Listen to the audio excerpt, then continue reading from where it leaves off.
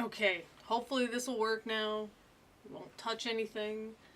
It's just that stupid notification. I get why it's up there, but they should make it easier for you to undo what you did. You know what I mean?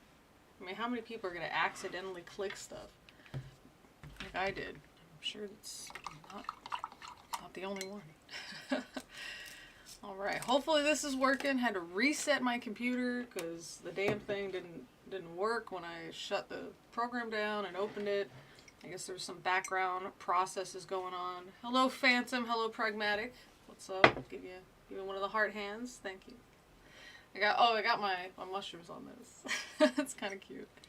Thank you AliExpress. I know. So how are you guys doing? What you guys do today or plans to do today if you have any? For me, it's technically the day after Christmas, and just I don't know. The only plan I got today is play video games and go to my doctor. That's about it. Not the greatest plan, but it's needed. I'm pretty sore. I don't know, the physical therapy stuff they gave me, I'm pretty sore. Hello Test. Welcome again from Alaska. Cheers. I was hoping to do a chick tract for Christmas, but it seems like we can't. So we could do like a sacrilegious chick tract, because I guess Christmas is kind of sacrilegious. Maybe one of the Black Tract series. Oh, good gracious. I think I've shown these to you guys. I don't know if I have. There's something else. Let me see. What's my window properties? Chick.com. Yeah, that'll do her. This. Let's fit this video window thing a little bit nicer. Is that better? That's better. Yeah, that works. That works. All right. Yeah, so we got. So some of these, it's just the chick tract, but with black people, which I don't know. I don't know if that's like this is a very famous chick tract, but I think this isn't like just black. I think this is supposed to be for like people maybe in Nigeria or something. Just how some of the clothes look. I don't know. But I don't know. That's the thing. This kid playing on a drum. That's the only thing the Jack chick could think about for a black baby. Oh yeah, just give it a drum. Jack. You did our Christmas yesterday. My family does that. Yeah, I hear you. Another Christmas last year. I know. It's well, another one the second today, but another one. I guess they're kind of starting to be somewhat of a tradition.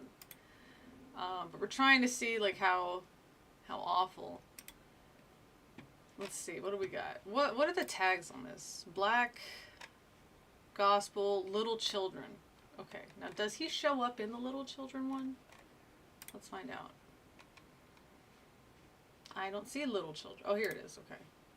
I need my glasses. Charlie's Aunts. Kira's Aunts. Okay, so it's not even a new... They didn't even change it, look. So it says here, through Charlie's Aunts, young readers learn that God became a man to die for us. Great salvation message. And then if you go to Kira's Aunts, through Charlie's Aunts, young readers learn... It's, I mean, if they weren't trying to show you that this is just a lazy attempt to try to... I mean, I think these would fall under blaxploitation, right? I mean, without the afro, you know? Without the afro, without the kung fu. I mean, it's a cute little kid, though. I'll give him that. Oh, there's a kid with a basketball. Okay. I don't know what shoes he's wearing. I don't know what shoes this other kid's wearing. But they look the same, just a different color. Interesting. Yeah, both of the kids are like wearing really detailed sneakers, which is interesting. Did we read this one? I don't think we did. And I don't know if there's going to be a better time, like, what, Children's Day? I guess we could read this on Children's Day. What the hell is this? What is this? If you're not looking at the screen, you don't have to, but it looks like a Krampus-inspired devil? He's got 2 goat feet, big muscular arms, huge, like, lats, but they're in the front for some reason.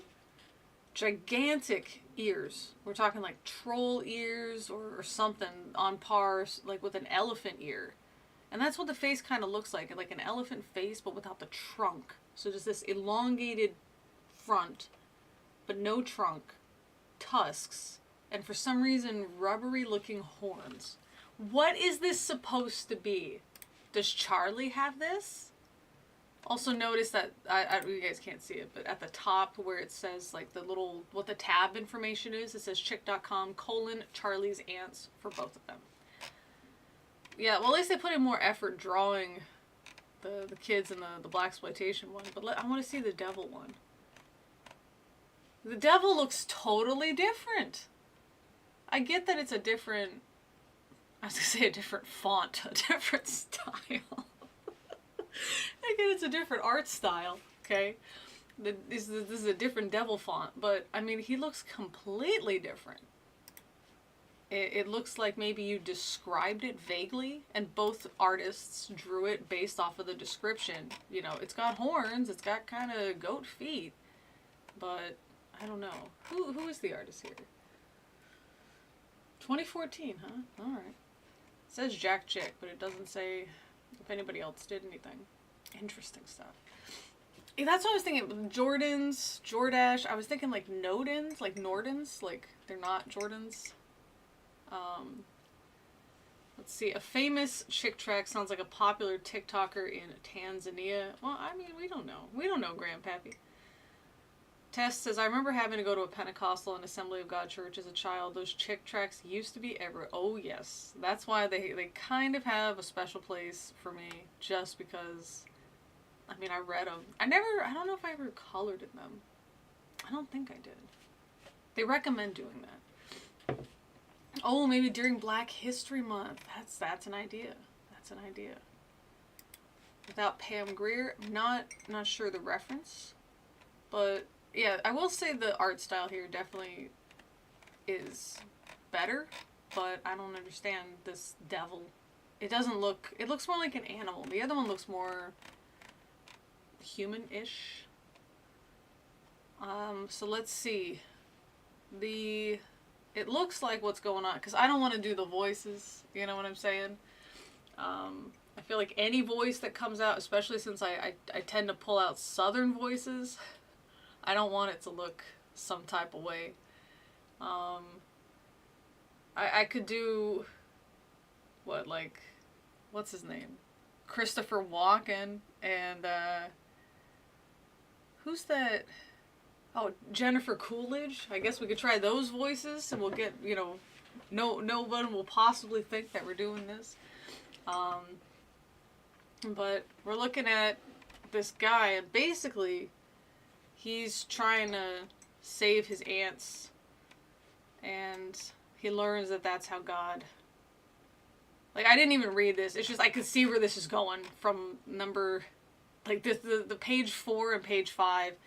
When he's got to warn his aunts, and that a flood is coming, and he says, listen to me, little friends, you're in big trouble. You gotta move to higher ground. I'm trying to save you. And then he slams his fist down. How can I make you see you're all gonna die? And then, I don't know, his sister or something comes up and says that they can't understand you. The only way to warn them is to become an ant. Wait. That I did not expect. Okay. Would you be willing to give up Would you be willing to give up everything you have for them? And be hatched, grow 6 legs, and live under the dirt? You'd really have to love your aunts to do that, Kura. And he says, yuck. Let's say you tried to warn them, and they didn't believe you. And then they'd be mad at you for telling them that they're doomed. Shut up, Kura. They would probably kill you. Why would they kill... When was the last time you killed somebody for warning you that something was bad is going to happen? I mean, even just like Christians, you know, I don't see Jehovah's Witnesses standing on the side of the road giving out their pamphlets or waiting for you to walk up so they don't really hand them out. I don't know. Giving out the pamphlets. And I think I'm going to kill them. You know? They just have to make it look like the Bible is a reasonable story. That, oh yeah, they killed Jesus for this. And it kind of, you know, just really gets rid of the history of, you know, what could have happened. Would you be willing to give your life for those ants, Kura? No way. I don't love them that much. Nobody ever had that much love. Wrong, Kura. I know somebody with far more love than that. You do? Yes, it's God. He loves everybody in the world because he created them. In fact, he made everything, Kura.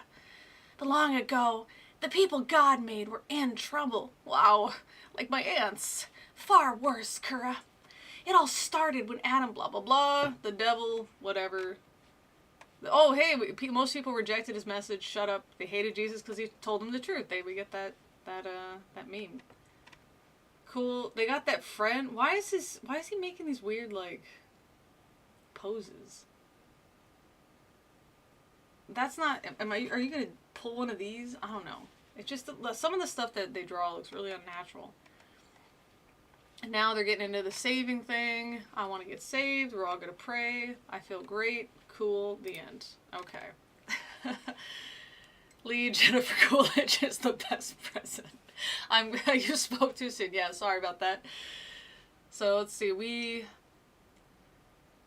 got Antsploitation. My exposure to Chick tracts was mostly in the 80s. We atheists just had the IKEA catalog. Oh, interesting. Now that I'm atheist, I also don't do IKEA. Interesting. Maybe just don't do the voices. No, we can't. We can't. Let's see. We had Chick tracts at our Baptist church too. We Lutherans had no tracts, at least not directly. What do you mean by indirect tracts? I stopped having to go to church in the mid-90s, so I guess I got lucky not seeing them ever. These started like in the 70s, I think. Yeah. Let's see. My exposure to Chick tracts was mostly in the 80s. Antsploitation, Ant Jesus. We moved to a smaller town in the early 90s. The church didn't have a bookstore and library built into it, so I stopped seeing those tracts. Oh, interesting. Would the anteater be Satan? Is that what it's supposed to... Do you think it's supposed to be an anteater? I don't think so, right? But yeah, I guess it would be. But in this case, it's the... what's it called? It's this flood that's coming.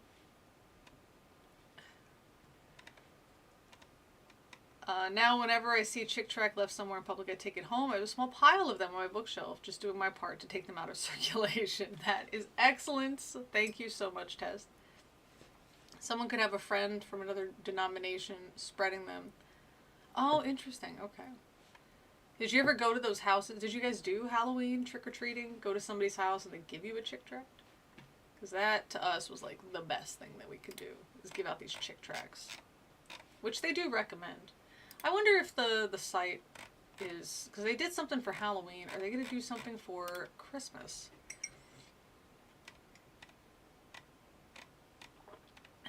Gospel and cartoon format. Nope. Nope. Nope. Free catalog. Featured articles. 666. And today's One World Government. I mean... Bless. Let's check it out. What do we got? We got the United Nations. Let me just make sure it's all on the screen. Okay. Ooh, products of interest. The Beast. Okay. Let's look at this omen-looking nonsense. Why not? All right. The landscape of the one world government / one world religion is rapidly forming. As various pieces of the jigsaw puzzle come together, they clearly match the picture that the Bible describes. As indicated, the puzzle pieces come in two basic forms, government and religion. For government, on the government side, the Western world is now mainly dominated by the religion of Marxism. Citation needed. Where? Marxism where? Religion where? It goes by a number of names such as socialism, collectivism, communism, etc. Okay. All have a common strategy of bringing the entire culture under the control of a small group of elites. Isn't that just government? So are you saying like a king or an oligarchy? That doesn't meet this definition? Okay. They pull the strings on vast layers of puppet bureaucrats. Marxism claims to be non-religious, quote-unquote secular. But it has the basic hallmarks of a religion by embracing a specific worldview and a lifestyle that raises the self as the central idol. But see, this is the thing. If we're just going to redefine religion to be whatever we want, me drinking coffee is like a ritual practice for my religion. Because I wake up and I do it all the time and it's got to be done a certain way. Are we saying that I'm conducting rituals? I'm going to do that now, though. It makes me feel, I don't know, like a necromancer. You ever just feel bad that you just not like anything that's fantasy? You're like, this is never possible. This would be really cool, and it's just never possible. Like, I can never be a necromancer. I've been playing a lot of Dragon Age. Let's see, as a Marxist, I'd love to know who is with me. Right. Happy Festivus, exactly. As a democratic socialist, I'm apparently also Marxist now. Yes, it's the voting that does it. For religion, outside the Western world, there was a curious mixture of politics and religion. Roman Catholicism, that's outside the Western world. Roman Catholicism, okay. And Eastern Orthodoxy both purport to be independent religions. However, in recent decades, they've been drawn into secular Marxist orbit by the lust for power. The other two religious outliers, Hinduism and Islam are not outliers. Anyway, insist on an inseparable mixture of the government and religion.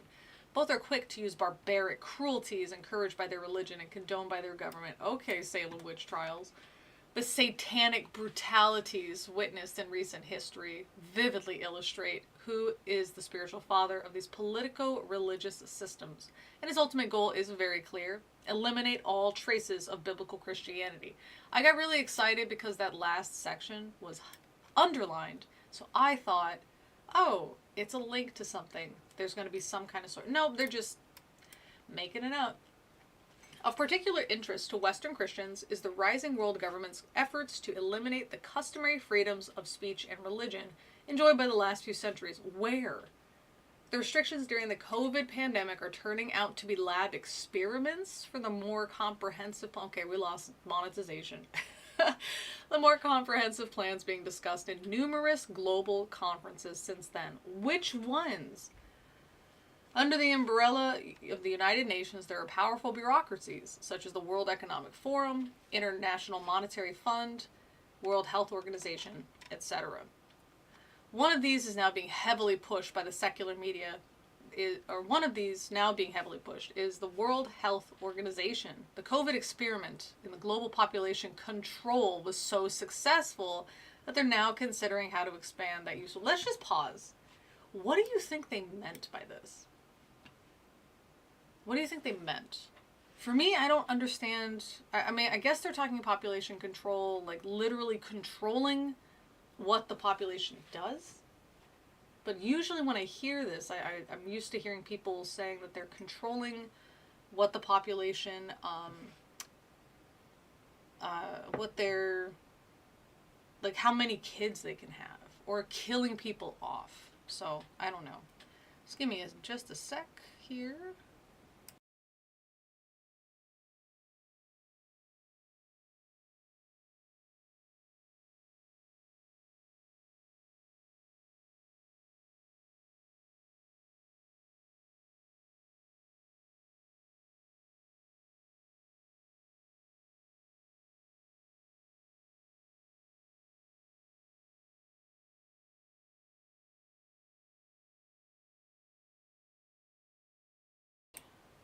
So what do we think? What do we think they're actually referring to? I feel an overt anti-Semitic comment soon coming from this essay. Yeah, we may get there, Craig. If we do, then you win this section of the live stream. I don't think they mean anything in particular. More stoking a fantastical fear response in the reader. Interesting. I think there could be something. There could be something to that. I'm just upset they're not really pointing to anything in particular. The closest we got to a reference is COVID. And even then, you know, population control, maybe by extension eugenics. But are they talking about population control in the sense of limiting the amount of people that exist, whether they're born or whether they kill some off? Or are they talking about population control in the sense of controlling what the population does, like the lockdowns? I guess we'll see. At the recent World Economic Forum held in Davos, Switzerland this January, the World Health Organization warned that the world could face a pandemic 20 times worse than COVID in the future. They postulate another global pandemic by a superbug called Disease X. It is a straw man that they have propped up to create another world panic. Would that be like a... I don't know, would that be more slippery slope than straw man?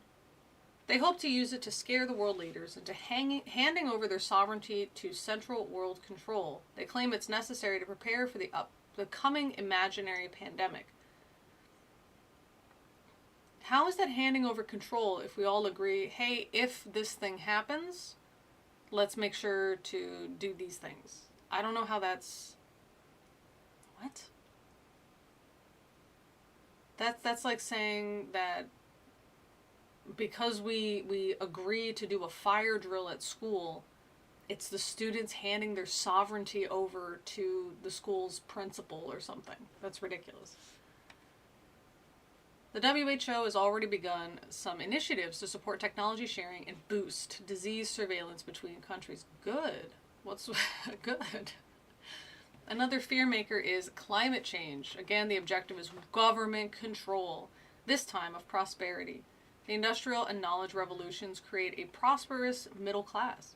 Some of those riches went to fulfilling biblical prophecy that the gospel would be preached to all nations. And it just says, Matthew 24:14, and this gospel of the kingdom shall be preached in all the world for a witness unto all nations, and then shall the end come. Satan is furious at this development. That's it? That's all that they wrote for climate change. What? I don't understand. And then, wait, how? What? Can anybody make sense of this section? I'll read it again. Another fear maker is climate change. Again, the objective is government control, this time of prosperity. The industrial and knowledge revolutions created a prosperous middle class. Some of these riches went to fulfilling the biblical prophecy that the gospel would be preached to all nations. And then the quote, and this gospel of the kingdom shall be preached in all the world for a witness unto all nations, and then shall the end come. Matthew 24:14. Satan is furious at this development, all bold, and then that's it. Do they mean that climate change means we're going to lose prosperity, which is what Satan wants, because prosperity equals spreading the gospel internationally? That's the only connection I can draw. What do you guys think?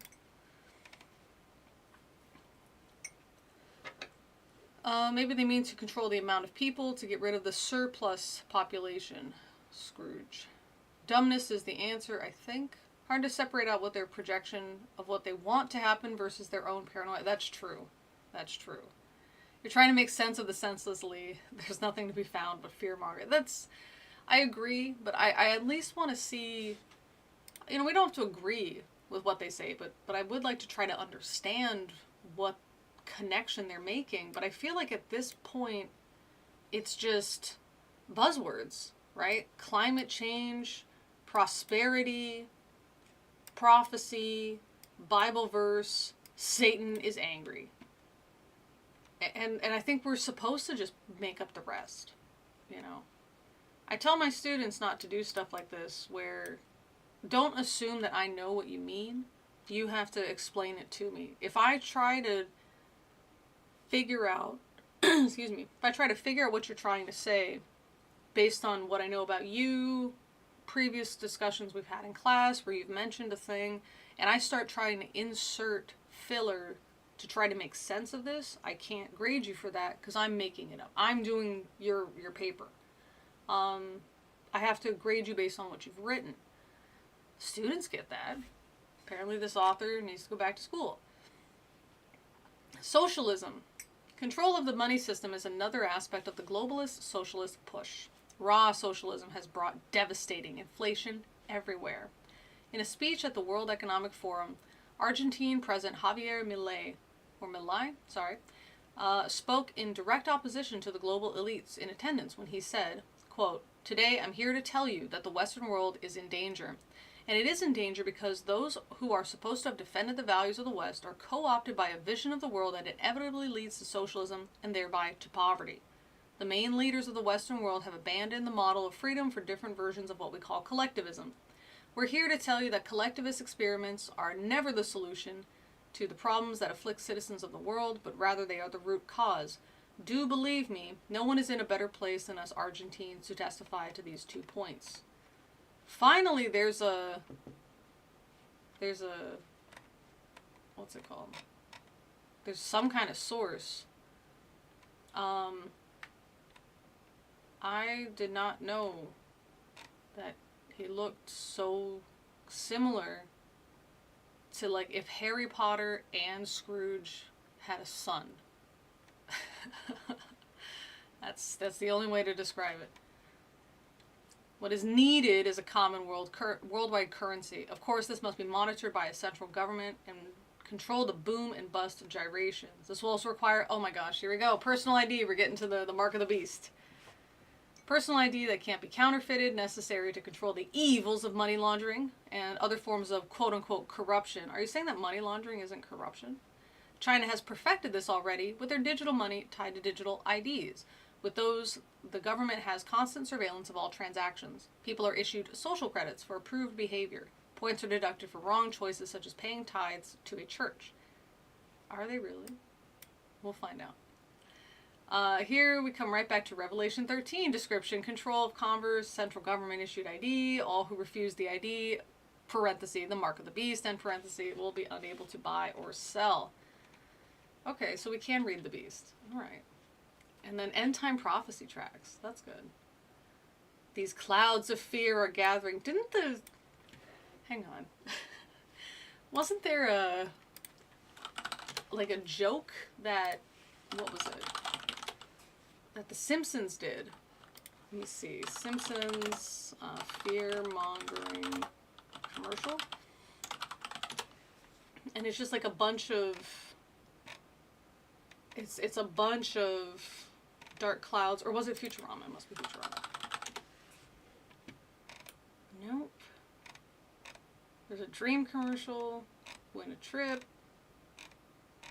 Basically, they were trying to do some kind of just mocking how candidates did it. How they make the commercials look like, oh, you know, there's storm clouds gathering, etc. And they literally had something like those dark storm clouds were gathering for no reason. And it just kind of reminded me of that. I'm not seeing it, which is interesting. Usually it's easier to find. Somebody's AI of South Park, the movie trailer with Jonah. Wait, is this AI? No. It must be AI, yeah, okay. With Michael Cera and Jonah Hill. Michael Cera, he's one of those guys that, like, he never looks like he ages. I wonder if he's going to do this sudden, hard aging. I don't know. The Argentinian fascist who's blown poverty to such a profound level that I don't think it's been seen in the modern world so quickly. Yeah, that one. Citation? None. There's no citations. The only citations we get are the Bible and then a speech. The paranoia related to the banning of gas stoves or cars. People who really think the end of days is here or nigh really are trying to hang on to the status quo. I agree, Craig. Absolutely.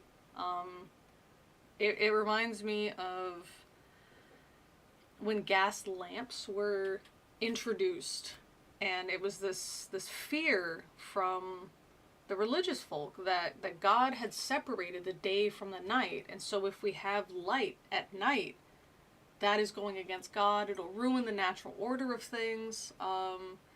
He's going to be mad at us. A curse will be upon us, etc. Another one was trains, like increasing the speed of trains. That if humans were meant to go that fast, God would have given us, cheetah legs or something. Are you looking at something we can't see? No. Well, I was, sorry. I was looking for it so I could just show it to you guys, but I can't find it, so. Is it the Vote Quimby ad? Let's find out. I don't think it is.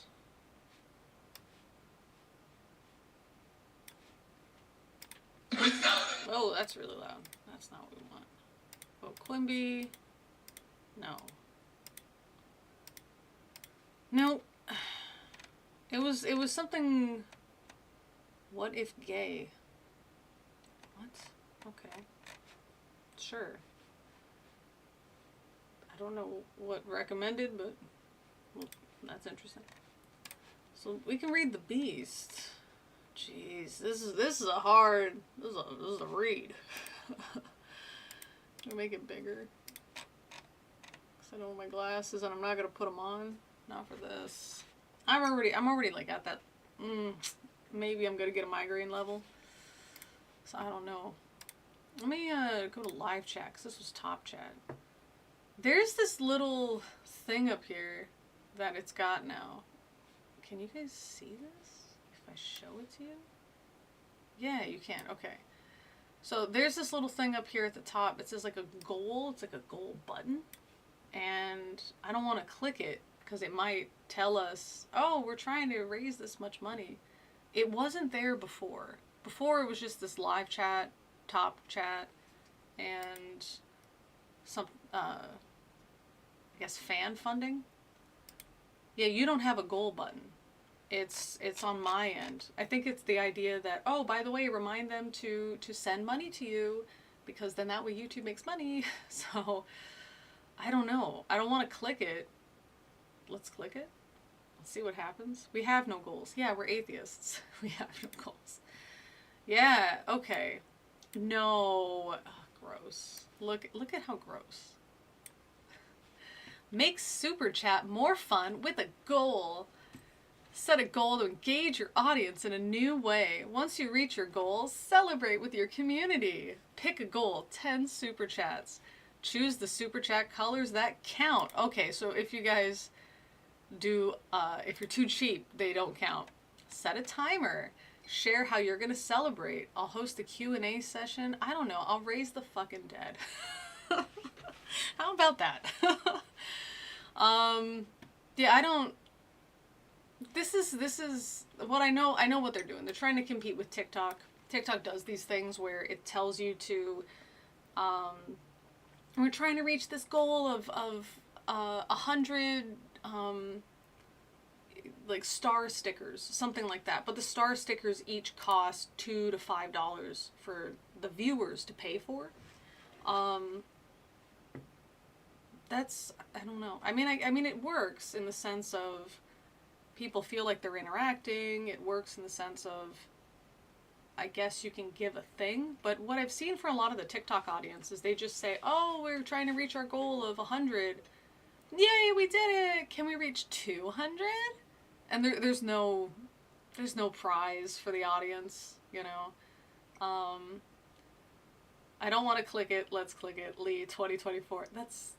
That's kind of my... I let the students know that my personality type, because we have to talk about adrenaline and things sometimes in AP Psych, and so I give them a situation that can trigger adrenaline, and then what will they do? So everybody is flight or freeze, and I say, yeah, you know, I'm fight, and that's not great. But without fight people, we didn't have people going out in, you know, early on and like messing with the wildlife and seeing what to do with this stuff and testing the things, you know. So I think it's an outdated personality trait, I think, because we know a lot more stuff and we can test things a little bit more safely these days, a lot more safely these days. So it's a pretty outdated way, but for me, it's just, no, let's do it. Hey, I think I can afford 2001. Oh, most people can, but I'm not asking for it. And we're not putting a goal up here. Because the goal, it's there just to pressure you. And that's stupid. That's stupid. Ow. I hit my tooth. One of these days, I'm going to hit my tooth on a live stream. I'm going to break it. And I'm going to have to finish the live stream with this busted tooth. Because I have to do these live streams at like 6 or 7 a.m. The dentist won't be open yet. So I'll just say, well, it's already busted. Let's just finish it out. I think the most up to date is fight, flight, or freeze. Well, flight, flight, or freeze. I think that one of those is a misspelling. Fight, flight, or freeze. It is, yeah. Freeze is the most common, which is what a lot of people don't realize.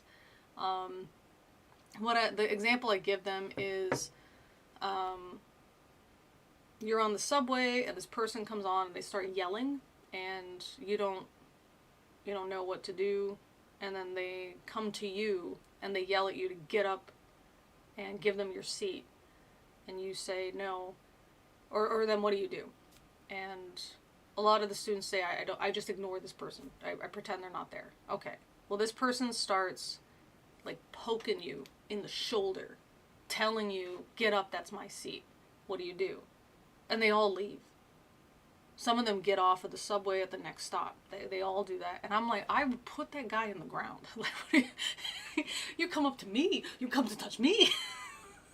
We do not do this. You know, just even thinking about it, like, I'm ready to, like, you know. And I tell them, don't. Now, they laugh, and, you know, they know that, you know, I was in the military and stuff. And I say, you know, it's funny, but don't. It's number one, it's dangerous, right? Number two, you could get in trouble legally. This is not like, the amount of times that I have to not fight people is annoying in the day. Because there are times, you know, people will bump into you, people will annoy you, and it triggers that adrenaline response. Like, if somebody is driving a little bit and they forget to stop at a pedestrian crossing, and then they kind of drive into it a bit, and then they stop. I mentally, I lose it. I'm ready to jump on this car, kick into the damn windshield, and yell at this person, because they could have, you know, killed these people or injured somebody, you know, with their vehicle. And instead I just end up, you know, mean mugging them, just kind of looking at them, kind of, you know, like, or like, what are you doing? Like, making, you know, gestures and stuff, like, you know, open your eyes, you know. I get still kind of aggressive with people. And it's a very annoying thing to have to deal with. If someone starts poking me, hands are getting thrown. Well, yeah, but I mean, I think that's pretty common among veterans. The commodification and enshittification of communities created on YouTube and other mediums. I believe you. Test wrote, well, the God of the Bible being described as omnipotent, what could possibly oppose God's will unless you have iron chariots? Yes, Judges 1:19, absolutely. Limbic response is always the fastest. Yeah, we have to talk about that too, just a different form. I don't know, I explained to the students you need an A in biology before you come to this class. Then they come to this class, and they have to do biology, and then they're surprised. And I'm like, why did you not expect biology in this class when it's a prerequisite? And if we're going to learn how the brain interprets things, we have to, you know, because I get we want to do like all the mental illnesses and that kind of stuff. I get it. That's the exciting part of psychology. It's the attention grabbing part of psychology.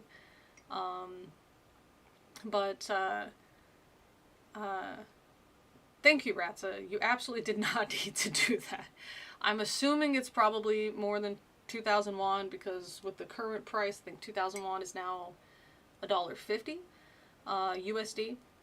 Better make the, I don't know what it says. It just says better make the M. I'll put a heart. There we go. Better make the, what could it be for M? Better make the most of it? I will. It's gonna go to my damn doctor's visits. Super chats are limited to 50 characters, then what the hell are you buying? This is stupid. That's stupid.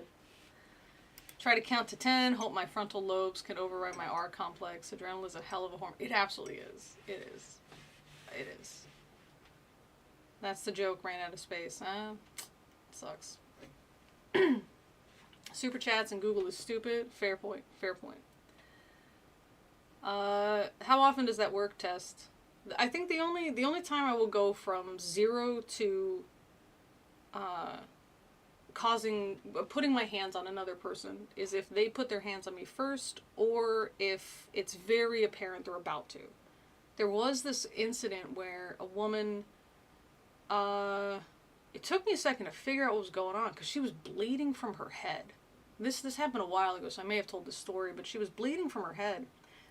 Just this weird trickle just down the side of her face. And it was at a train station at night. She was maybe, I don't know, 50, 55. And I asked her, like, are you okay? And she looked at me really angrily, and she started screaming. And I thought she was asking a different question. I couldn't really make out what she was saying. There were a couple words I could make out. And so I thought she was asking, like, where am I going? And, you know, I said, well, you know, I can go, like, do you want to go, like, to the train station police? We can go there. And she stands up. And I thought, okay, cool. And then she pulls her hand back like this. And I don't know what she's going to do, but I realized, like, oh, she's threatening to hit me? Because, you know, normally if you see that, you kind of, you know, I took a step back. And she just held it up. And she was kind of following me and screaming. And I realized she was asking me, where are you from? And I didn't want to say anything, because, especially being from the U.S., you know, you don't know who you're going to piss off. And I was just like, do you need me to call, like, 119? Like, do you need me to call for, you know, do you need to go to the hospital?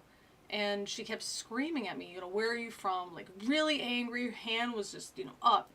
Obviously, this is a situation that doesn't need to come to blows. She's threatening me, but I don't know how willing she would be to actually go through with it, especially if I kept enough of a distance, more than arm's length. And that's all I did. Every time she took a step forward, I just took 1 or 2 steps back. And that was it. And we were just kind of moving around, and I took a few quicker steps, went to the train station police, and I just said, there's a woman out there who's bleeding from the head and screaming. And they said, what? And I said, there's a woman out there who's bleeding from the head and screaming. And they're just, oh. And so they got up. You know, I think just the concept is just, it's bizarre. You know, it's not something you hear every day. And they get out there, and it's, I don't know, her husband, so she said, or so the guy said, was saying, oh, she's okay, she's just drunk. And I just said, yeah, I'm not dealing with it. You guys, it's your problem now. So I just laughed. You know, but even in a situation like that, that doesn't need to come to blows. It can, but it doesn't need to. But then there was a situation where a guy was, like, trying to get very close to me and kind of pin me against a wall and stuff. And I kept telling him no, and he didn't listen, so I threw him across, like, a hallway. And I was surprised. I did not expect that amount of sudden burst of strength. But you can't be shocked or apologetic in that situation. You just gotta keep going with it. Like, yeah, what did I tell you, brother? You know, you shout out a bunch of F-bombs and stuff. But then, you know, in my head, I'm just like, damn, that just happened. You know, so there are times, you know, when you do it. Yeah. So it's just, it's gotta be imminent or already happening. But other than that, yeah, I gotta talk to myself or try to de-escalate the situation. That's where most of my focus goes, is trying to de-escalate it. And that kind of helps kind of reconfigure, you know, what my brain is wanting to do. If I make, okay, goal de-escalate. So, yeah. Imagine if the super chats didn't have a character limit, the manifestos people would write 50 is a bit nuts. It is nuts. That's true. But yeah, they didn't used to, because there was a guy who would have me, he wrote some kind of story, and the story was mildly sexual. I don't know. And he would have me read these pieces of it, and I would on top, I on purpose, I would mess up like the pronunciation. So I'm reading it, but instead of lust, it's lust, stuff like that. Let's see, I served in the Navy aboard amphibious ships, the Gator Navy. We always had the Marine. Yeah, I was going to say, the Marines probably were right there. Love our brothers and sisters in the Marine Corps. Yeah, especially when you can, do a fight club with us. A regular chat message is like 210, which is sufficient for most people. 50 is barely 3 words, and some like, right. I avoid throwing fists where I can. I'm not a fan of doing it, but knowing what I can do, I prefer not. That's fair. You know what I mean? I'm also worried about the idea that if somebody were to press charges and they're like, oh, you were in the Marines, so you know better. That's not gonna. The only benefit that I have being female is that most guys are not gonna want to go to the police, and that sucks in cases of like actual abuse, right? That a guy being abused by a woman, he's not going to go to the police because they're not going to take it seriously. That sucks. But so far, I think that's been one of the reasons that nobody's done it, or that people were just embarrassed that they got whooped. They tried to be big and they got whooped. Yeah. Speaking of funny people, how is Turbo? I have not. That name takes me back. I haven't heard that name in years. Turbo. Jeez. Turbo, for those of you guys that don't know, was this guy that would go on my anonymous Ask FM, but he told me who he was. He was Turbo Lover. And you can call me Turbo for short, that kind of thing. And he had just a very specific way of typing, so anytime he was typing, it was very obvious that it was him, even if he didn't say his name. He was both madly in love with me, or obsessed with me, and also really hated me. And so you'd get these messed up messages back and forth of like, it was in the same message. Like, you're horrible, I hate you, you deserve to die, I love you. Don't forget I love you. Like, what? This isn't the same message. So he would send me these multi-part messages on Ask FM. The thing though, he did give enough revealing information that I was able to figure out who it was, the city where he lived, not his specifics where he lived. So I contacted a police precinct because it got to the point where I told him I was going to do this, number one, because he said he's going to come to Korea to find me. Even if there's a 0% chance of us getting together, that's enough for me. So I let them know, like, hey, I'm not pressing any charges, but I don't know. I just feel like somebody should know about this guy, because if there's like a missing woman in the area, I would check his basement first. Like, and I sent these things, and they thought, okay, this is distressing. It does technically fall under like online harassment.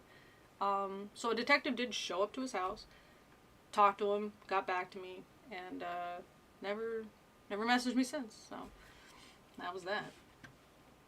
Multi-parts self-contradictory messages are the worst. I know, that's why it's so hard to read the Bible. Wasn't Turbo a religious fanatic, or was that someone else? That was somebody else. That was a guy who was in his 50s,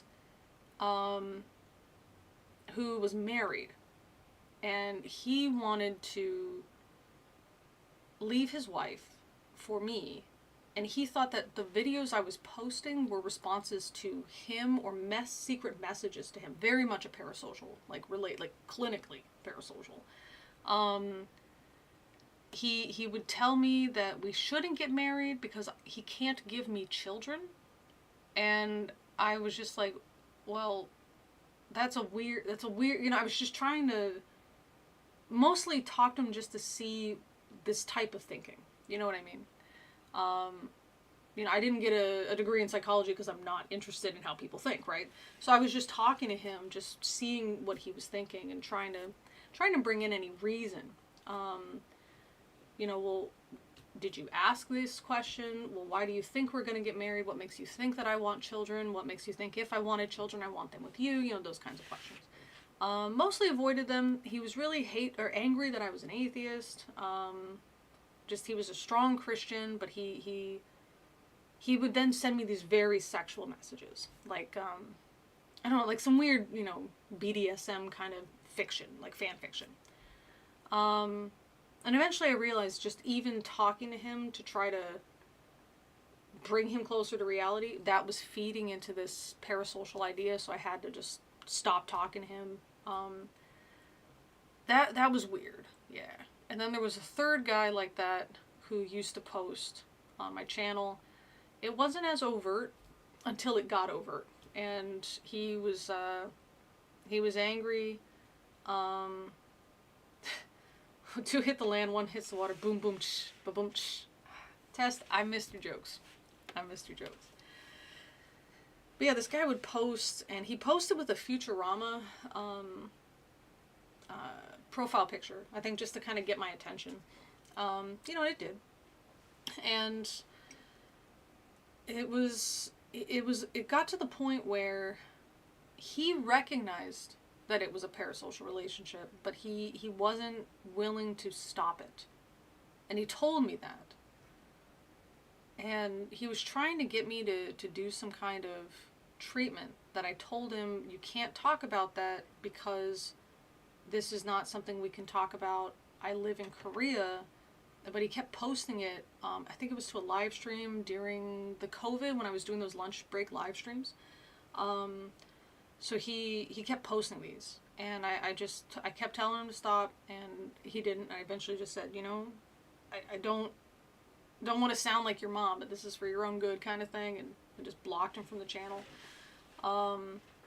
That didn't cross the line too much in the sense of the other guys, coming to find me or, sending me these really gross sexual messages. But for him, it was just like, you're not, like, you think you're in a position where you can override what I'm asking because you think that we're in a relationship like that. You know what I mean? Like, that's something my brother would do. Because that's the relationship we have. He wouldn't be that disrespectful. He would understand, like, don't post this. This is, this could be illegal. He gets that. But I mean, the kind of idea where if you say something and the other person knows you well enough to say, I'm not sure that's the best option for you, or, oh, well, if that's what you're concerned about, let me help you do it this other way. That's something that my brother could do, right? My cousin could do that. A close friend could do that. But some random person on the internet thinking that we're in a relationship, no. So, yeah, it's just been those three over the course of, 12 years now on YouTube, so. Parasocial or pseudosocial? Parasocial. I don't know if it would totally count as parasocial, because I did speak to them. But the idea that, the other guy though, the one where he thought that my videos were messages to him, definitely parasocial. Some dudes have a weird sense of entitlement to a woman's time, effort, or body. It's strange. The weirdest one is the smile. Like, I bet you look prettier if you smile. That's not something people say in Korea, which is good. Because people don't care. Everyone's just walking around, not whatever. That one's the weirdest one to me. Because, like, it's almost always some stranger. And it's basically saying, I don't care why you're having a bad day, or you just are thinking about something, whatever, right? Whatever reason that you're not just looking mildly pleasant on the street. I don't care why that's happening. You are here to entertain me, and it's such a weird thing to say. It's okay to say, like, are you okay? You look, you look like you're having an especially bad day. I know we're strangers, but, do you need help? That's fine. That's perfectly fine. But just like, oh, can you smile for me? Or, like, who are you that you get to make this request? So, yeah. Nobody smiles in Korea, confirmed. Yeah, that's it. It's a little unusual seeing smiles, especially because a lot of people will do something like this. So they'll put something in front of their face. As you get older, a lot of people will start to smile. It's becoming more common, but I just remember when I first came here, seeing pictures, these little kids, like my students they would share, like, oh, this is when I went to, I don't know, some exciting place for kids, right? And it's just this kid with this dead looking face and this little, little hand gesture. Obviously they're having a nice time, but why aren't you smiling? That has changed. So the culture has changed in that sense. Yeah. Know that Russians I've met think it's strange that Americans smile so much. Nobody smiles in Russia. Oh hi, Menno. Wait, thanks for joining us. Yeah, I think with Russians, we have another longtime friend of the channel who mentioned having experience with Russia and Russian people. And they said it's a sign that they may think you look crazy. And something else I read says something about a sign of intimacy. Like you only do it around people that you're comfortable with. So if you smile at somebody in public, then you're not comfortable, or why are you so comfortable with me? That kind of thing.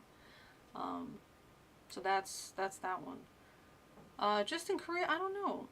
It just wasn't very common. I don't know why. They just said that's just a thing. Or, well, they are happy. We know they're happy. They're just not smiling. I thought maybe it's some kind of concern about teeth. I know there were some places showing teeth, like in parts of Japanese history and Chinese history. Showing teeth was like considered not demure, but I don't know why that would apply to like a child. But there are people who will like laugh like this. They're usually older. Younger people, like the students I teach, they're pretty open with their feelings. There's a good percentage of Russian people living in Alaska. Pretty difficult language, as I'm a native English speaker. Do you know any Russian? I know how to read it. I know some Russians think you're trying to come on to them if you smile at them. Interesting. But I mean, you gotta blend it. Like, I get if you move to Russia, I would say, yeah, don't smile at the people. But they moved to you. They can't, like, get used to it. Get over yourself, Blend in, So, I don't know. This, The Beast, this one looks like a Bible lesson more than a chick tract. I don't know how far we'll get through it. But, I mean, it looks exciting. Wait, what is he wearing? Okay, we'll talk about that. It does look exciting. I guess we could read it. I guess. Alright, so this is the Beast. People got 666 on their forehead. Alright. The Lord Jesus is coming again, and he gave us this sign. Quote, "And as it was in the days of Noah, so shall it be also in the days of the Son of Man." End quote. Luke 17:26. In the days of Noah, God was sorry he had made mankind because they had become so rotten. Everything was totally evil, so he destroyed everything that lived on earth. Genesis 6:6, 7:21 to 23. That sounds like something kind of metal to put into Midjourney. So we'll do that. Let's see what we got. In the days of Noah. Alright, God was sorry he had made mankind because they had become so rotten. Everything was totally evil, so God destroys everything on Earth. Let's see what Midjourney comes up with. Let's see what happens. All right. The blind and rebellious people didn't believe that God would bring judgment upon the earth until it was too late. I'm not going to read any of the verses unless there's like a direct quote. Only righteous Noah and his family were saved. Is it possible that today we're living in a time similar to Noah's time that God spoke of? Let's see. I do like that the ark is a box. It's like a long, boxy rectangle. Good. That's what it should look like. It should not look like a boat. It's not a boat. It's a box. I do think the art here is pretty interesting. We've got this black water, and I think it did a good job with making it look ominous, only using black and white. There's not a ton of shading. There's no gray in here, really. There's a little bit of it just to help shade some of the water. But otherwise, I think they did a really nice job with, making this look frightening, chaotic, Judgment Day, I think they did a good job with this. Life as it is today. Okay, so let's see what life is today. How many of you did any of these things today? Two guys are in a... Where are they? Is it a bar? It's a cantina, as far as I can tell.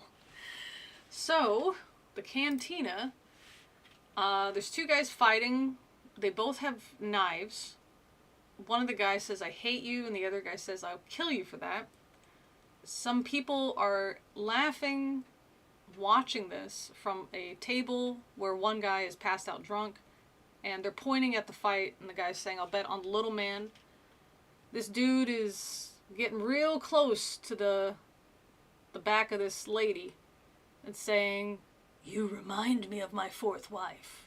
Okay, so we get what's going on, being lewd and lascivious, right? But also multiple marriages. Two people are, I don't embracing, but a woman is being held against her will, and she says, "Stop it, my husband's watching us." And the guy says, he doesn't care. In the foreground, there's two guys looking at each other. One guy, very greasy hair, got some nasty bangs, or fringe, depending on which part of the world you learned English. And this other guy looking at him looks like generic street thug from the 80s. Just short cropped hair, some kind of nasty, straggly looking beard, and just dark sunglasses while he's inside. And then these guys in the background, one of them is against the wall, the other one's kind of got his hands on either side of him against the wall, and smoking in the guy's face. And he says, "You're the only man for me." So they're gay! Oh no! Okay? And then we've got people dancing on the stage. That's all, they're just dancing. It looks like they've even got knee-length skirts, so I can't say that they're... this doesn't look like burlesque or anything. So is this life as it is for you today? Did any of you get into a fight? Which, it's kind of funny because we did talk about fights, but not today. It's not my life daily. Are you betting instead of helping? No. I don't think any of these apply. Do any of these apply to you? Do I have I don't have sunglasses. Dang it. I could have been, tough street guy, number 3, no credit in the films, like the rolling credits. Oh no, not gay. I know, right? So murder, adultery, homosexuality, and gambling. Oh, and smoking. Yeah, basically. I also remember, look at where murder, adultery, gambling. These are things that might cause harm, right? But these guys in the back, they look to be in a committed, or like they're about to start a committed relationship, right? You're the only man for me. That's like a sweet thing to say to your honey bunny, You're getting none of that. Disappointing. I know, these are the things I was... This is why I like Ghost so much. This metal band. And some people dispute whether they have the metal label or not. I like it because this is the like satanic rock and roll music that I was promised that existed, which when I left the church, no, it doesn't. And then finally we get this. It's got all these theatrical themes of Satanism and stuff. It's very fun, you know. I would do all of that if I had chariots of iron. Yeah, that's true, because then God can't stop you. That's good. That's good. He's only got chariots of fire. That's it. He's killing the other guy with secondhand smoke. Fair. But you know what? Maybe the guy in the back, the hipster guy who's embracing him, maybe he can change him and get him to quit smoking. Maybe this is the start of something really good, you know? Just like, hey, you know, babe, I really don't like this. If I'm your, you know, if you want to get with me, then you gotta quit smoking, or at least, you know, start using a nicotine patch or something. Ghost is metal. They just like to tell stories at the same time. That's true. And they're also, they're metal of different eras. You know what I mean? Like Dance Macabre is like, do you guys say macabre or macabre? I've heard it both ways. But that's supposed to be, you know, 80s metal. And it sounds like if you turn on the radio in the 80s, or if you were listening to like an all 80s all the time, you know, rock, 92 FM. If you were listening to a radio station like that and that song came on, it would blend right in. Same with like Kiss the Go-Go Goat and Mary on a Cross. Perfectly blends into stuff that you would have heard in the 70s from like Sabbath or Judas Priest. Maybe it's pot smoke, it's medicinal. You can't spell healthcare without THC. Oh, I haven't seen that. That's good. Macabre, yeah, right? Okay. You know, it may become macabre. That's what happened to Falcon. Apparently Falcon was Facon. Like salmon.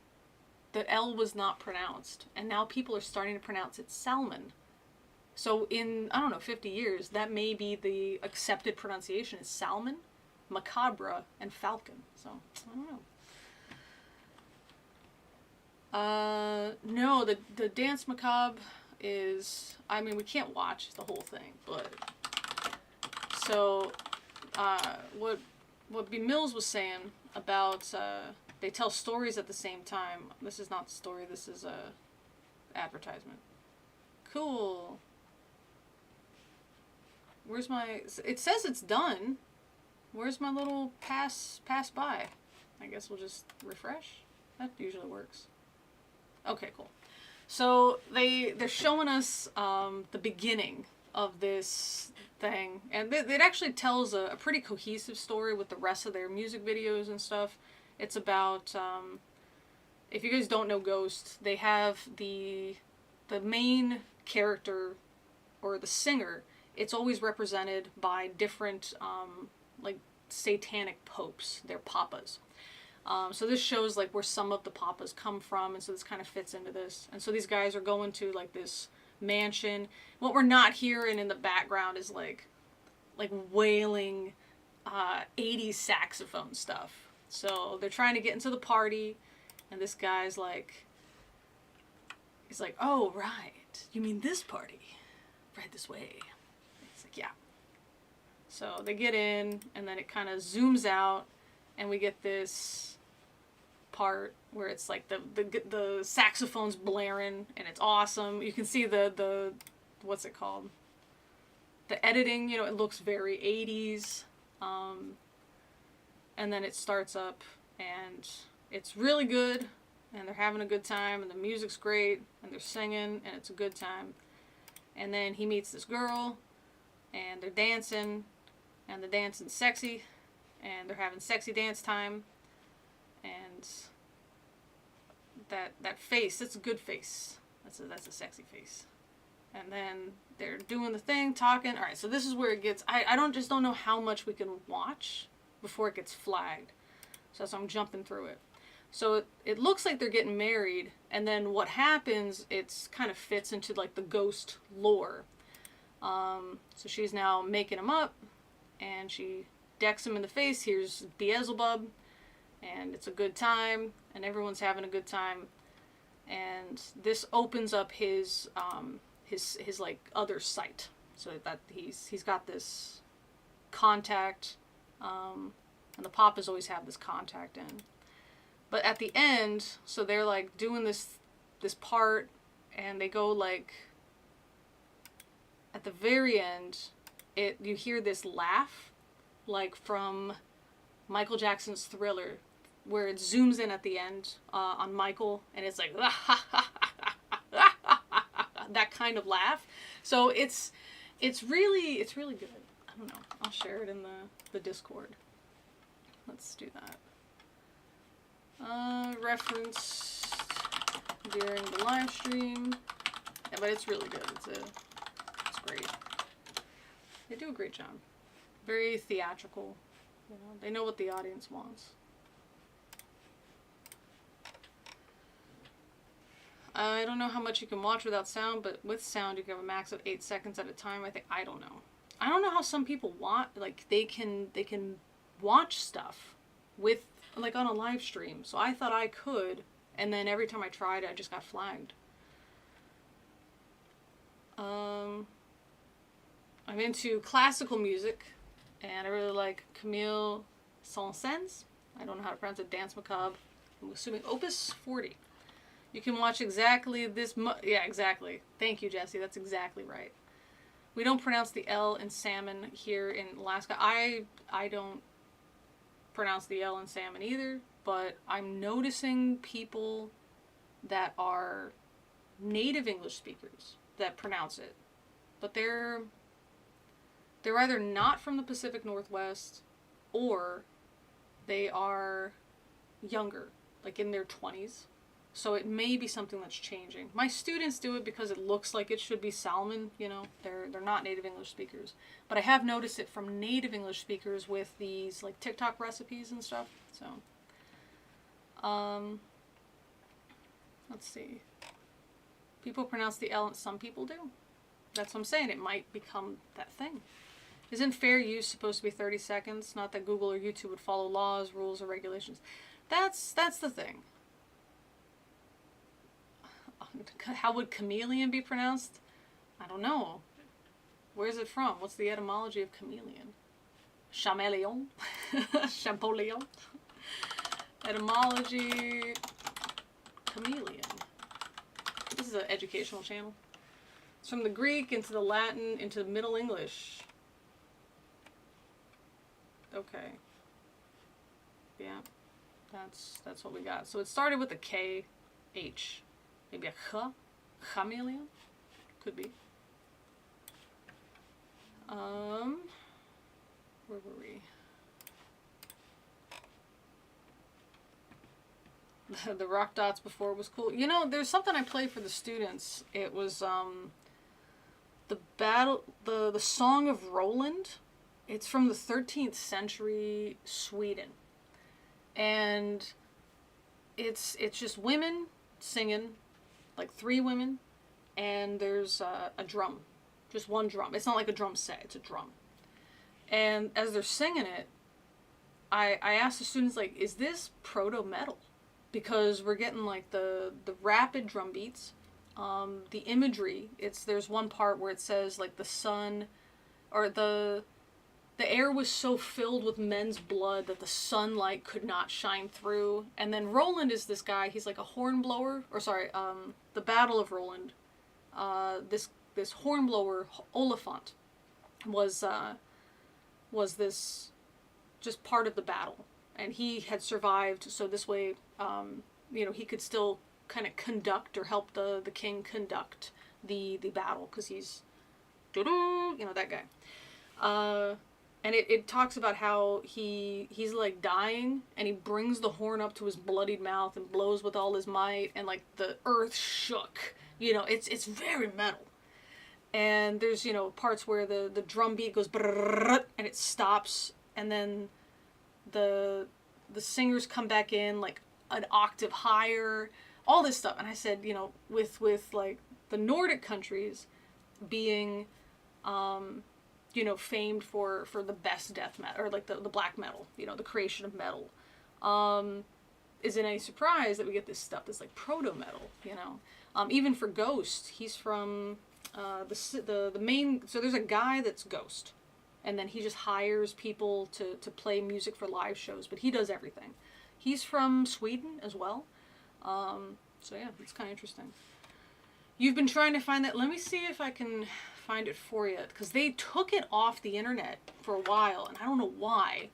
Song Roland. So I had downloaded it before. Yeah, here it is. Roland Skavitz. I'll put it in the thing as well. Song of Roland. This is the one I'm talking about. It's got the lyrics, and it's pretty cool. I get very excited as I'm listening to it, and the students are just like, you know, half asleep and all this stuff, and I'm just like trying to get them excited. I'm like, don't you guys? Can you guys not appreciate just like how like rockin' this is? And they just kind of look at me. So I don't care. I'm enjoying it. I'm not going to make a lesson that's boring for me. And I know, just, you know, back when you were a student as well, you may have thought, oh, okay, the teacher is, you know, entertaining, or this is kind of fun, but I don't want to stand out as somebody who's, you know, if everybody thinks that the teacher is just being a dork, I don't want to look like a dork too by, oh yeah, I totally get it, teacher, cool. So I get that, you know, so I don't know how many of them think it's cool, but that's why I keep doing it, even though nobody seems on board with it. Even the students that are like, yeah, I want to go into music as a major, they don't respond to it. But I always make sure to like do this with the desk, but I'm not going to do it as loud as I do in the classroom, because my neighbors will get mad. But I do this part. I gotta see if I'm on the camera. So I'm drumming on my desk, and then I hit it really hard, and like I hit it so hard, I was like, I may have busted my fingers, but it was good, you know. No, Lee, I'm the dork. Yeah, that'll do it. That's okay. We always need a couple of those kids, but the problem is that they get laughed at, and nobody wants to be laughed at, you know. The main guy in Ghost is supposedly a bit of a jerk, but people don't seem to care. The only part about him being a jerk that I heard about was something that had to do with the rights to the songs. Something like, it had to do with something like that, where the hired ghouls, they didn't own any rights to the songs, even if something they did contributed to it, and that ended up making it to like an updated version of the song or something, they weren't given that credit. That's kind of what I remember. But I'm watching it for the entertainment. You know what I mean? I'm not watching, like, I'm sure that, you know, you talk to some people, they think I'm a jerk, you know. So I'm not, yeah. He didn't pay the original members properly, I see. So yeah, there was some issue with that. But then what is properly? Because I think that it was in the contract, but they didn't read the contract, something like that. And they just thought, this isn't fair. Yeah, exactly. It's a lot of hearsay, exactly. I think the people that you work with may be more likely to judge you very nicely, too nicely, or too harshly. I mean, I'm sure there's some people in my department that think I'm an absolute asshole. I know that there are. And I mean, sometimes you gotta be, you know. If you stop acting a fool, I'm gonna stop telling you you're acting like a fool, you know. It's the same idea with the students' detention. I'm not giving you detention because I don't have anything to do. I'm giving you detention because you did something that warrants being given detention. I'm not talking to you because I'm done with everything and I've got nothing to grade and no lessons to plan, and I just personally want to leave my classroom, go find you and harass you. I'm not doing that. I'm doing it because there's been reports and I got to talk to you. You know what I mean? And that's the other thing. We're not having a conversation. And I've never said that to to a subordinate because I don't want to sound like an ass. But they don't realize we're not having a conversation. I'm telling you what you're doing is not allowed. This is not a negotiation kind of thing. This was in your contract. You can't do that. What are you doing? And there's always this idea that they can argue it. I don't know. The way that I phrase it is, you know, if I want my boss to know that I'm not doing it to be a jerk or whatever, I just say, oh, I see what you're saying. I agree with you. That's fine. I just want you to know this didn't come from like a place of malice or anything. And this is where I was thinking, but I get you. I gotta, you know, whatever it is, it's gotta be updated. Is Heilung metal? I don't know. Heilung. Can you post a thing in the Discord to share with Heilung? I was thinking to share this damn chick tract, but I gotta slice it up a lot. Gotta delete a lot of stuff. I noticed that one of the biggest things I remove when I'm editing, it's me taking a breath. Because it's kind of obvious, apparently. And I looked it up. One of the reasons is because of my posture, just my back, so I have been doing these back stretches from physical therapy. I think it's get a little better, so we'll see. Oh, wait. So we go from life as it is today, and we're in this, you know, this cantina with the gays and the fights and the gambling. And then we zoom in a little bit, and this guy says, I have the power. Lucifer is Lord. What? Who, when have you ever been at a bar and somebody did that? Anybody?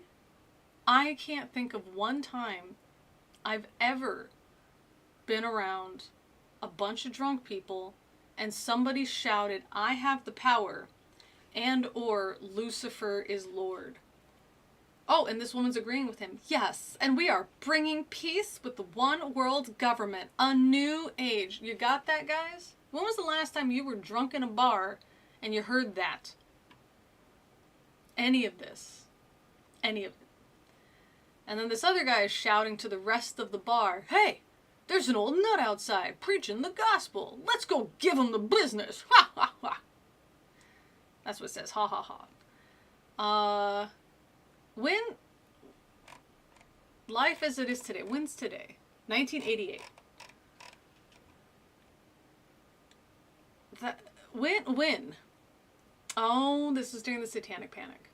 That's it. We figured it out. This is during the Satanic Panic. Jack Chick has never been to one of these. That's the thing. So how do you know this is life as it is today? Did you go to one of these bars, Jack? Did you go to one of these gay bars, Jack? Because, you know, my personal belief is that Jack was closeted bisexual. But is this, like, how did he come to believe this? And he's telling us this as if, oh, you gotta take my word for it. I've experienced this, you know. Where did you go, Jack? Because I would be really interested in seeing who is going to interrupt the bar. Number one, who's going to be loud enough to override the music and just the talking and I guess the knife fight, right? Who's going to be loud enough to override that with, hey, there's a religious guy, let's go beat him up. What? And the bringing peace with a one world government, a new age. That's not something you say in a bar. That's something you say at like a cult meeting. You know what I mean? Oh goodness. Hail Satan. Yeah, I mean I agree. Hail Satan. I like the idea of what is it? There was something that Anton LaVey said, something about how the ritual is what has the power, and I totally agree. I think that the ritual itself, not saying that like magic is real, but if we think about magic as in understand, or something that we don't fully understand, or something that most people don't fully understand. For example, I like to keep up with what my grandmother did. She was a traditional healer, And I like to, study about plants and check out the plants nearby and, see if they can be edible or medicinal or whatever, or poisonous. So I made this tea, and I've got this coughing tea. It's a tea that I have it at work, and if people are coughing, I just give them my coughing tea. So I remember checking up on somebody after I gave him this tea, and he said, yeah, it worked like magic. And I said, of course it did. And it's just because he thinks it's magic because he doesn't know why it's effective. I do. And that's kind of where the whole idea of magic and witchcraft and all this stuff came from anyway. But I think the ritual, there's an importance in there psychologically, There are times when, I'm sure it's happened to you as well, if I've got my morning ritual that I have to do before I leave the house, and if that gets interrupted, I leave the house missing something, usually. I'll forget my medicine, usually. I'll forget my medicine. So if I don't do these series of things that helps with my memory before I leave the house to prepare me for the day, it gets interrupted. I don't remember everything. So I think there's power in the ritual. I think there's power in the pageantry. I think the pageantry is fun, but icons and symbols are things to remind us of things, and Lucifer just kind of represents just pursuing knowledge and not just listening to what people say, challenging authority, and I think a lot of us are in favor of that. So I like the idea of it, and it's it's kind of fun to to my former self, right? Back when I was a Christian. So it's it's kind of a fun thing. Yeah, I like it as an atheist, not because there are theistic Satanists, and no, I'm not that. Last time I was in a bar, I was singing "Country Roads" by John Denver. Does that count? Did you say "Country Roads, Take Me Home, I Have the Power, Lucifer is Lord"? If not, it doesn't count. Sorry. The Satanic Panic was when I had to go to the evangelical churches growing up in the 80s. Did you ever get this tract, by the way? So we're getting 2 Timothy 3, 1 through 5. This know also, that in the last days perilous times shall come. For men shall be lovers of their own selves, covetous, boasters, proud, blasphemers, disobedient to parents, unthankful, unholy, without natural affection, truce breakers, false accusers, incontinent, fierce, despisers of those who are good, traitors, heady, high-minded, lovers of pleasures more than lovers of God, having a form of godliness but denying the power thereof. Today's conditions are the same as it was in the days of Noah. Yeah, if you say they are. Do you know what I mean? I mean, if you draw this picture in your mind, and literally drew this picture, of people that are doing all the things that you think that they're going to do because of what it says in the Bible, then yeah, you can say, oh, today people are like this. But you don't have this experience, Jack. No, nobody on your staff had this experience. This experience doesn't exist. You know what I mean? Not even separately. The only thing that might separately exist is these gay guys just being gay, and maybe two dudes in a knife fight. But that's not something new. Since there's been knives, there's been knife fights. And before that, rock fights. You know what I mean? This is not new. So we can't say, oh, it's these last days, these perilous times. So this doesn't count as perilous. Right? Betting, gambling, that doesn't count as perilous. In fact, all of these things existed at the time that 2 Timothy was written. So how can they say in the last days unless they thought these are the last days? Which again, that there's evidence for that. This idea that they believed they were in the last days and that Yeshua was going to come right back. It's a BRB as opposed to, see you later. When the Lord Jesus Christ returns, no one will expect it. Revelation 3:3, I will come as a thief, and thou shalt not know what hour I will come upon thee. Hardly anyone is looking for the Lord's return, and the churches are spiritually falling apart. All the religions will unite to serve the coming world ruler who is called the Beast, Revelation 13:8. We just get a picture of a lot of different world rulers, different religious leaders. We've got like a patriarch from the Orthodoxy. what is that, an archdiocese or something? A Pentecostal Jim Jones looking dude. A guy in a tuxedo. Who is that supposed to be? I don't remember this character. A religious character in a tuxedo. Just some, I don't know, parishioner looking dude. Some people in the back that are vaguely drawn and don't really have a reference to religion. Christ spoke of a time far worse than the days of Noah. Quote from Matthew 24:21. For then shall be great tribulation, such as was not since the beginning of the world to this time, no, nor shall ever be. God judged Noah's evil day with sudden destruction. We're facing the same at any moment. Okay, we're still waiting. 1988. The fourth wife thing doesn't make sense unless it's autobiographical. It might be, because again, I have this idea. Jack Chick draws this guy. This guy shows up a few times in different Chick tracks. It's a very similar looking guy with a very strong, straight nose, black hair, black mustache. Does not look like Jack Chick. So this is not one of those, self-inserts. And this guy's always supposed to be a really good voice of reason, or Christian voice of reason, or voice of Christianity, to whoever is the main character struggling in the Chick tract. And just the way he draws men kissing, and it's always men kissing. It's not, we don't see lesbians. I think there was maybe one time there was a reference to a lesbian, but it's always men. And the way that Jack draws them, passionately kissing. It's like when you're a teenager and you start drawing, anime or whatever. You see these people that are teenagers drawing anime, and then like the chest part, like this section, like the cleavage, is very detailed. And then the rest of it isn't as detailed. That's how Jack draws men kissing. They're really detailed, like passionate.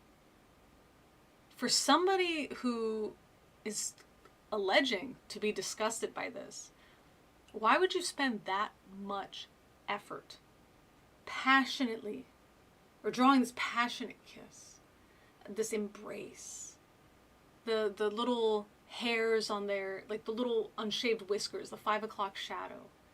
Why would you spend that much time and effort on something that you say is disgusting and detestable to you?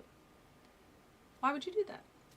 So with that, plus this guy who's, kind of handsome, considering the art style, it made me think Jack is probably closeted. He joined the military. The military's a big closet too. So, I wonder. So it just became this thing of Jack is bisexual, which is not, I know I'm making it up, it's not slander, whatever. I mean, he's dead anyway. But I'm not making the claim that there's anything beyond my conspiracy theory. Tom Lehrer, last I checked, he was in his 90s and still doing maths. Oh, yeah. He was good. The Masochism Tango, that's starting to go around again. It's very good. It always seemed to me that the difference between the time of the flood, I'm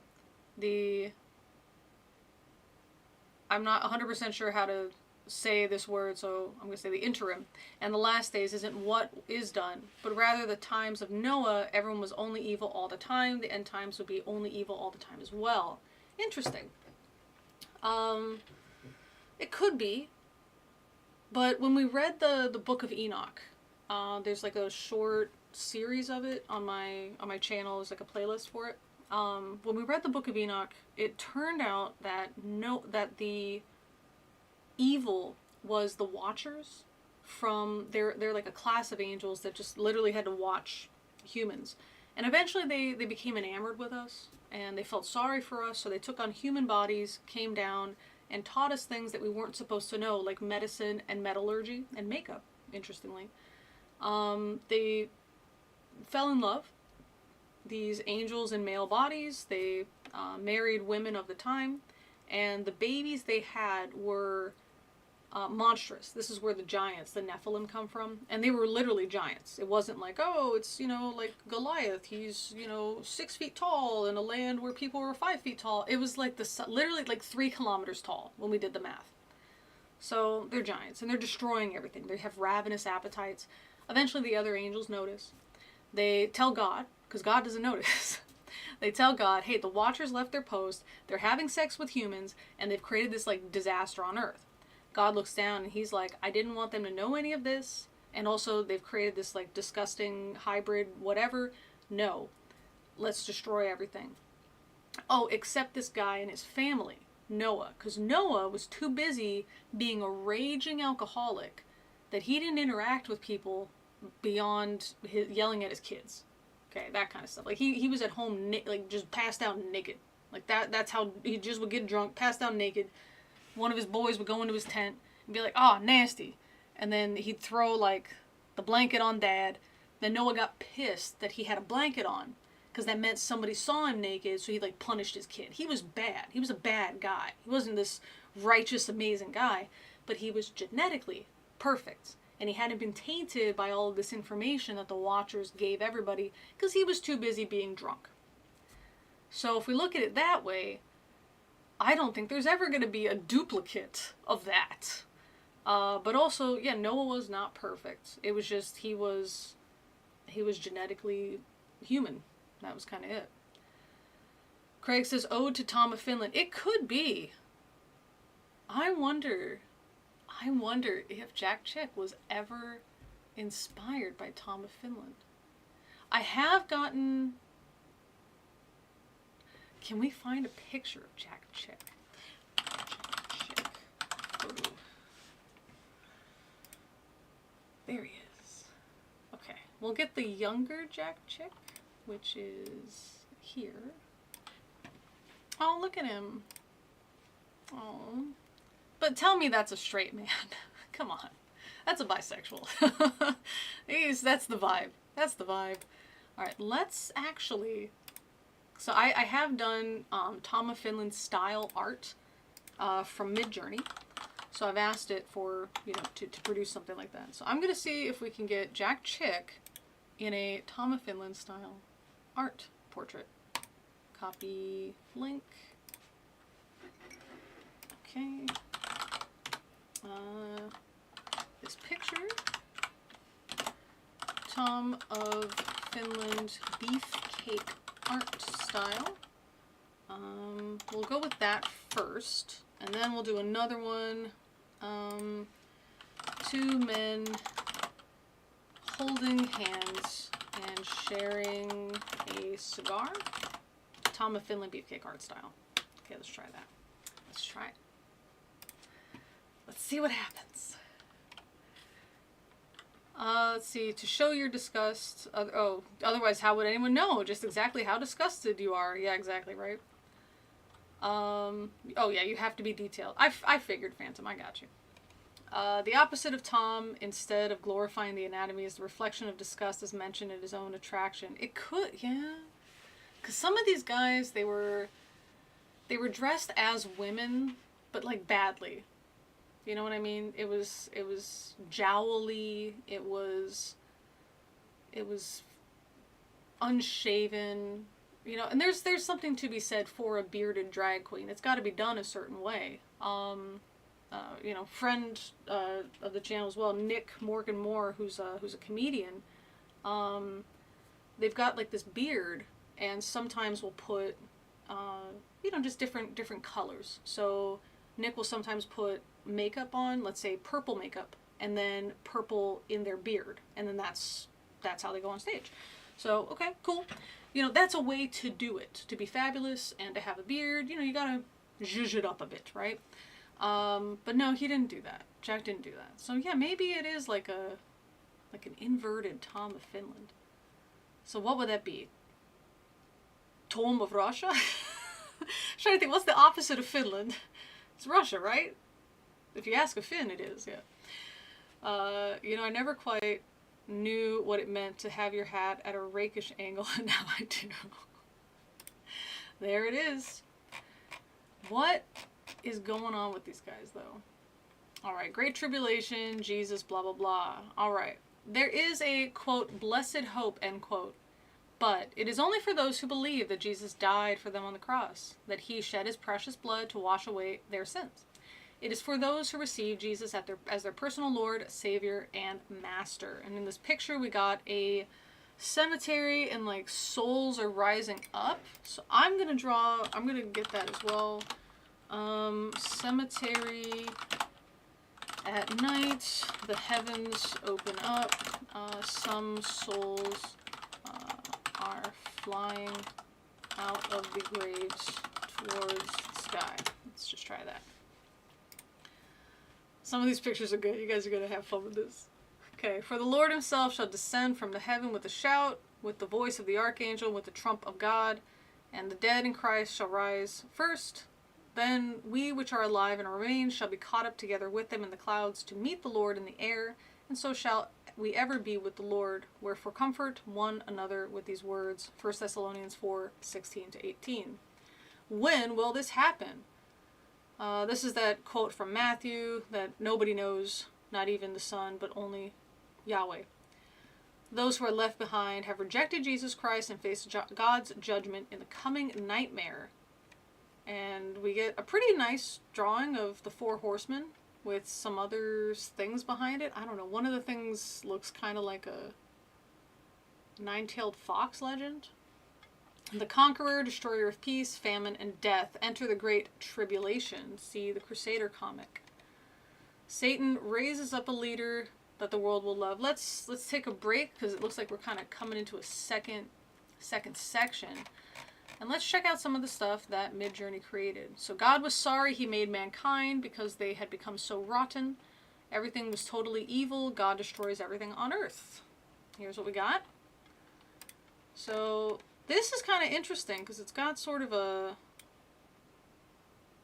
No, I was going to say Rome, but then on the left side we get sort of a India. I don't know, but I like it. Kind of cool. Interesting that there's these buildings. We've got some moon being destroyed. That's pretty awesome. Here we see a person in what appears to be, Bible clothes, looking out into this fiery sea. Not 100% sure what's going on in this one. We've got... Is this supposed to be the Tower of Babel? Interesting. Interesting. Possibly a Sodom and Gomorrah looking kind of thing. Just fire from the sky. Oh, that's kind of interesting. And this one we see one of those dragons that's kind of snake looking and rising out of this fiery sea. That's pretty cool. Okay, that's cool. And there's like a person that's left over who's not on fire, screaming. We got a nice car down here. Okay, that's interesting. Alright, you guys have any thoughts about this? Y2K only affected people who believe as well. Yes, but also that's like a fashion trend now called Y2K, which I was very aghast. Yeah, that's what I'm thinking. That world serpent. Very good. Thank you, Boo Man. Boo Man writes, Merry Christmas. Remember, you can't spell Santa without Satan. Santa delivers. Satan delivers. Alright. So what else do we have? So here's Jack Chick by himself looking like that Tom of Finland beefcake art style. Oh, it's in the wrong section. What do you think? Do we love it or do we love it? Let's check it out. I'm going to bring it down a bit. Look at this. Right? Good job. This is good. Yes. Okay. We can see it, right? This actually does kind of look like Jack. Not this one as much. Just the face. This one, alright. I think the first two.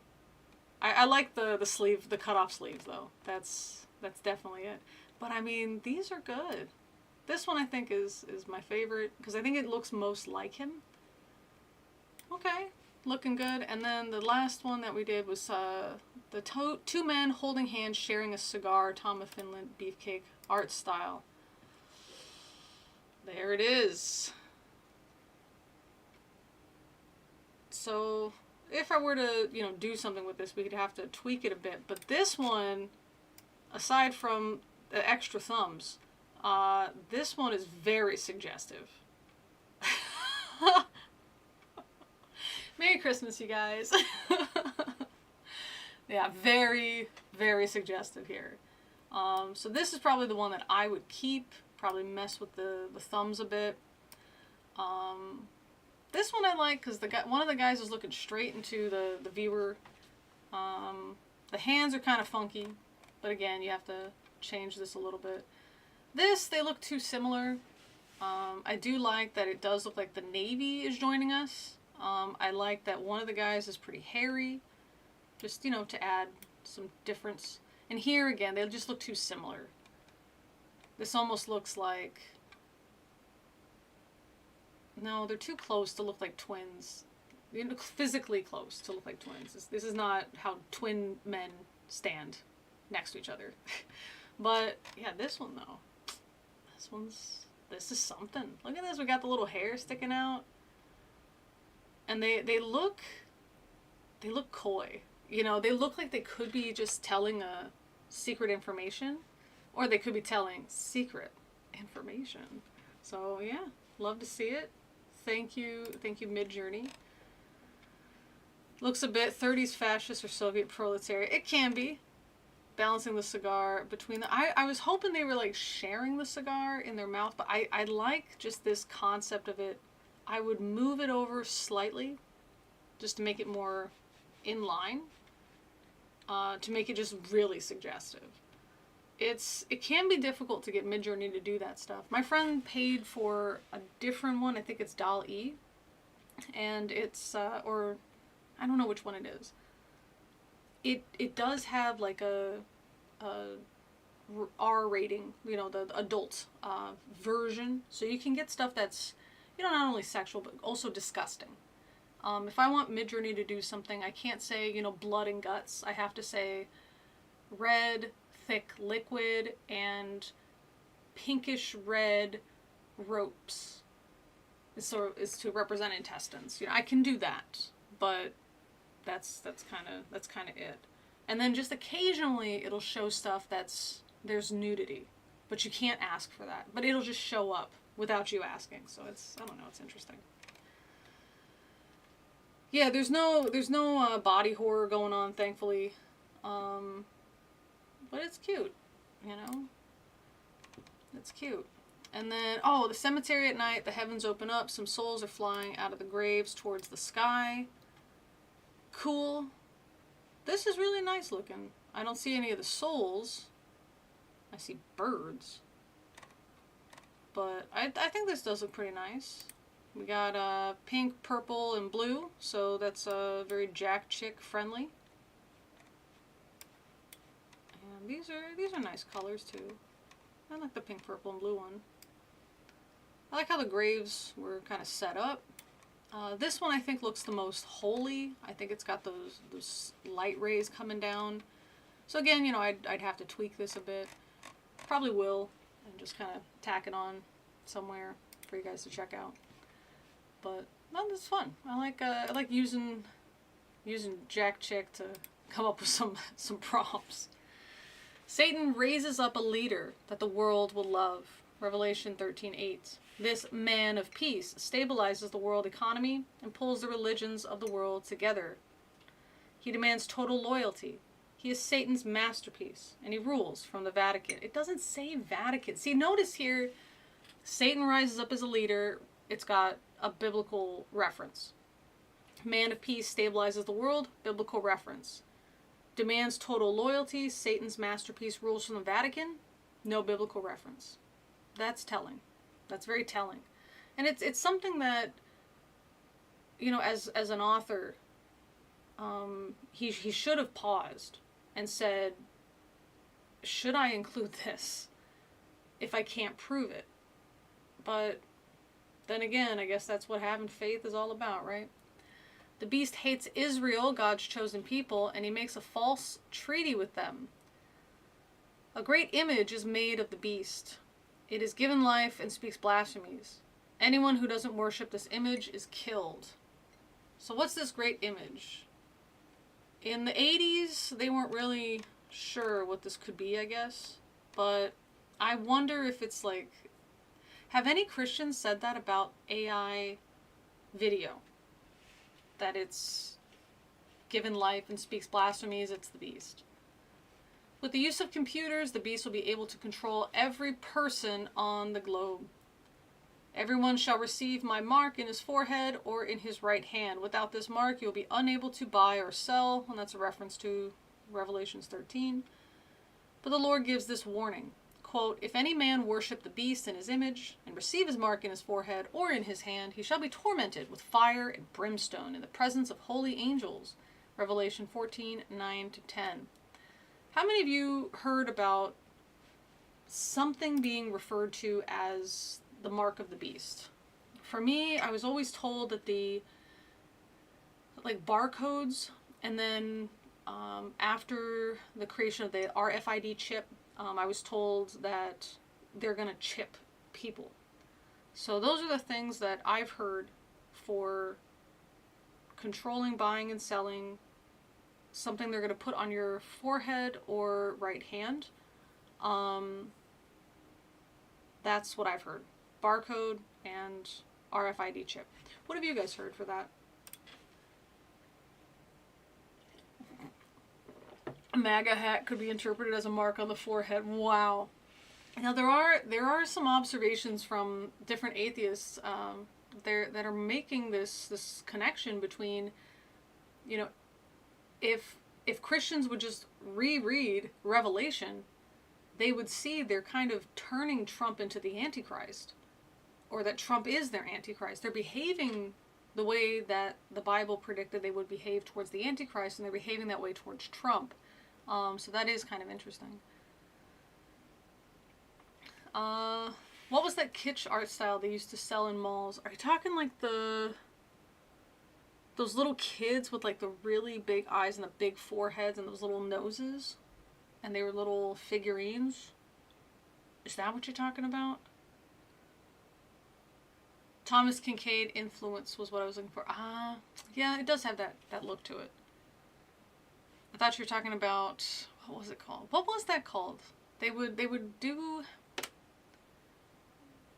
this art style. It was kind of sad looking.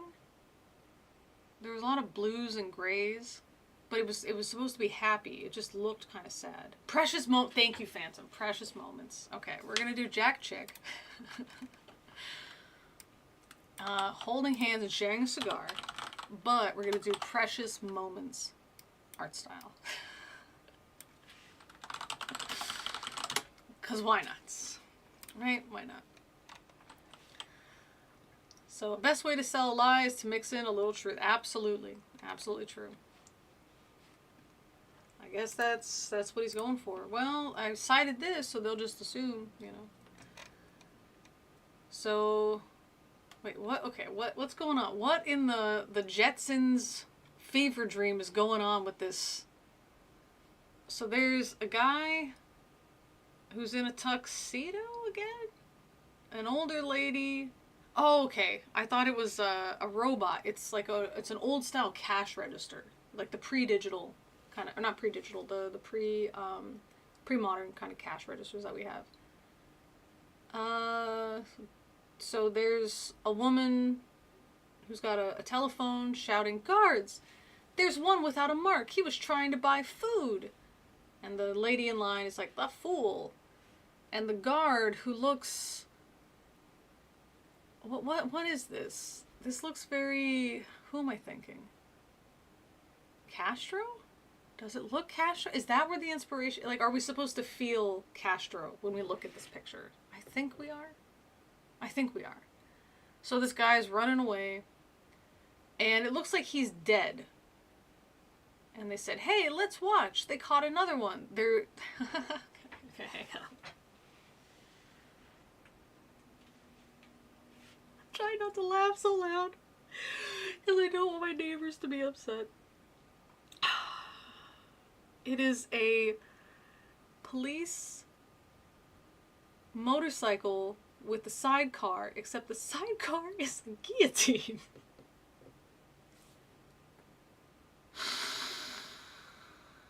There it is. That's the what is the airspeed velocity of a guillotine-laden motorcycle? You know? Look at this stupid.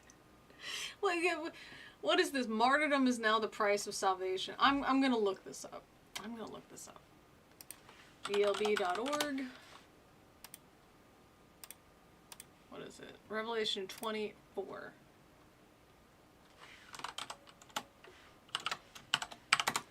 Let's see. Motorized guillotine. And I saw thrones, and they sat upon them, and judgment was given unto them. And I saw the souls of them who were beheaded at the witness of Jesus, and for the word of God, and which had not worshipped the beast, neither his image, neither had received his mark on their foreheads or in their hands, and they had lived and reigned with Christ 1,000 years. I think this really shows the absurdity of trying to turn some of this old stuff into something that could still fit today. I also don't understand why this isn't, why is this a guillotine? Why isn't it just like a cop with a machete? But yeah, we see those boots. I mean, this is very much supposed to give us like communist uprising kind of thing. Comunistas, right? Okay. The world becomes one gigantic witches' coven. Satanism is already saturating the world. Again, no citation. What is this? Satanism is already where is this in 1988 society? Oh, Satanic Panic. That's it. Yeah. Well, what's this like werewolf? Why is there a werewolf attacking elderly Red Riding Hood? Not Little Red Riding Hood, elderly Red Riding Hood. And then we've just got two generic demonic-ish figures in the back. Oh. What happened? Cannot streaming software. What? Now it looks like it's live again. Did you guys stream? It's like a persecution fetish. It really is. This is not like, what is it?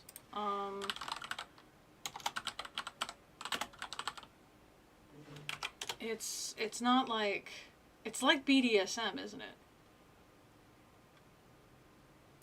Hieronymus Bosch would be proud, yeah.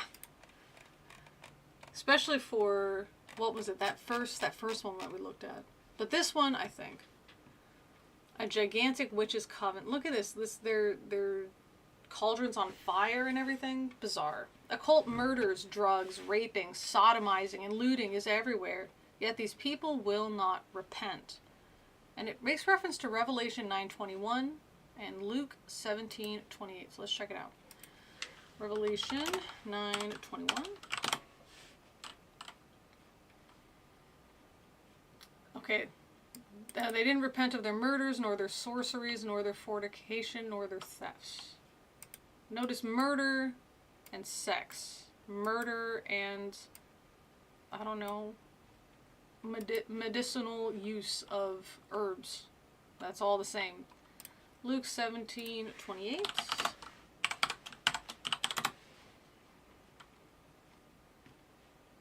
Likewise, also was the days of Lot. They did eat, they drank, they bought, they sold, they planted, they builded. Is that?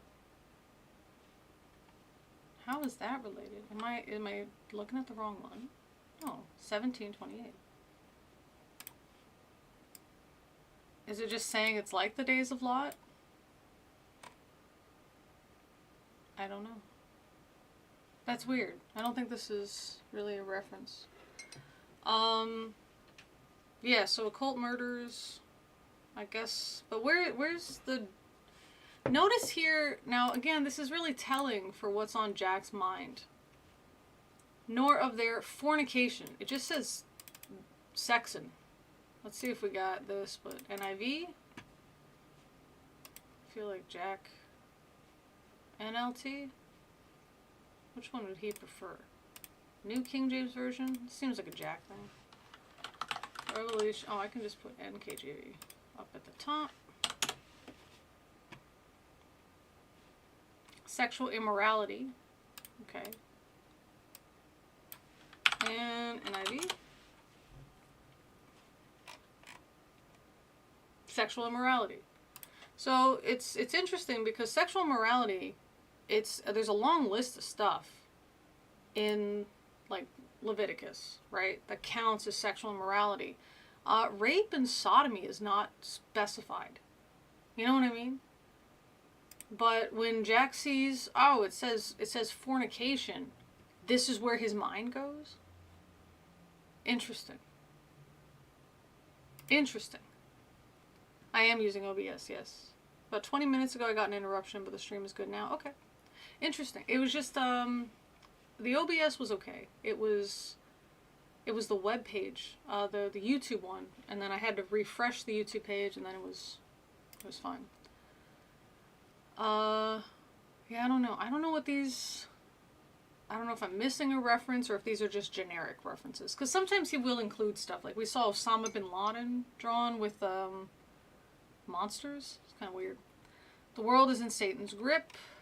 God pours out his wrath on an unbelieving and rebellious world. Third part of the waters became wormwood. Many men died of the waters because they were made bitter. Third of the sea becomes blood. Creatures die. Ships die. Then the locusts, given unto them was power, as the scorpions of the earth have power. Look at the locust, how he drew that. Did he really draw a crown shape to represent power? With like that little bit of hair curl that you would kind of think about if you're thinking like, what is it? It looks like the Jack card on like a poker card deck with that little crown and that little hair curl. It's a locust. It's a locust, Jack. What are you doing? Let's see what Midjourney does. Let's see. Smoke locusts upon the earth. Let's actually spell smoke correctly. It's not smock. Okay. Locusts have power like scorpions. What does that mean? So this in church was always told reconnecting. Okay, it's reconnected. Hopefully it's good to go. So, interesting. What do you think? Do you think it's God messing with us? Or is it the devil messing with us? Because I'm sharing the word of God. Figured it out. Figured it out. Interesting. That's it. We figured it out. He's upset. So when we come back, we'll come back to the Precious Moments Jack art style. I don't think this is really Precious Moments, but I like how this, I don't remember the name of this actor, but he was the main character in Office Space. What was that actor's name? Looks just like him. This other guy looks more like Jack. That's cute. The cigar, I don't know. I don't know who wants a smoldering end of the cigar, but doesn't really look as much like Precious Moments as I wanted. Oh well. And then the one with the locusts. Some of this... Look at this first one. This looks like he's coming at you, right? You're scared of this bad boy. Look at him. I don't know how big it is, but I'm afraid. I'm trembling. This one, I don't know. This one... It's pretty cool. Looks more like wasps, though. And this one, a two-legged grasshopper. I mean, I guess a locust is a grasshopper.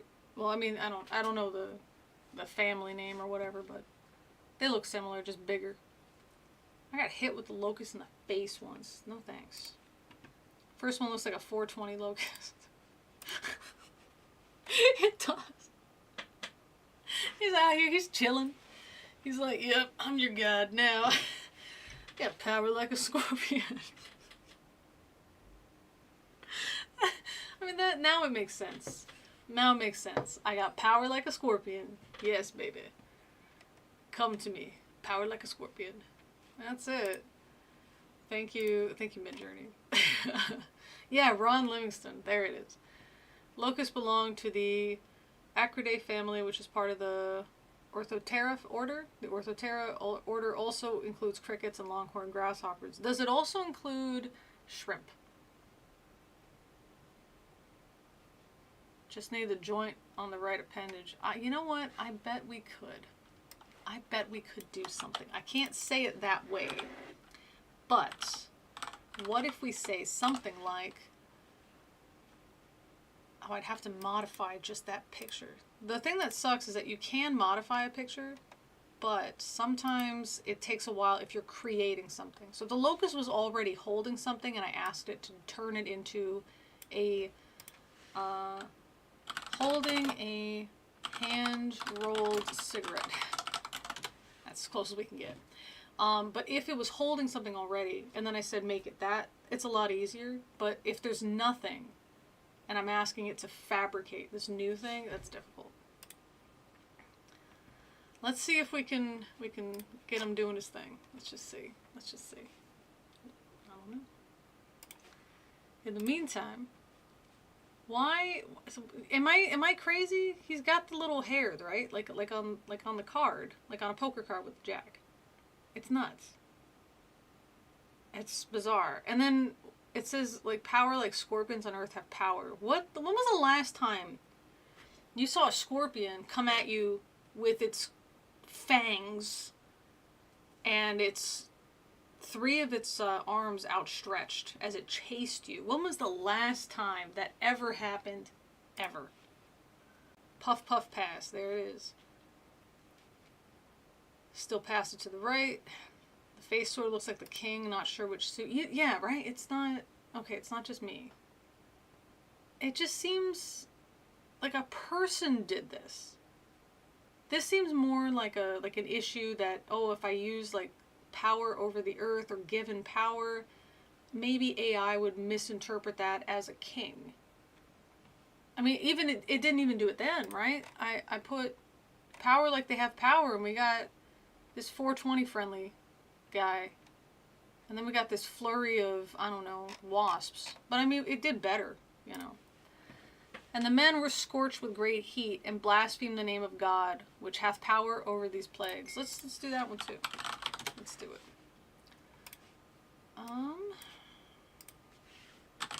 And men were scorched with great heat and blasphemed.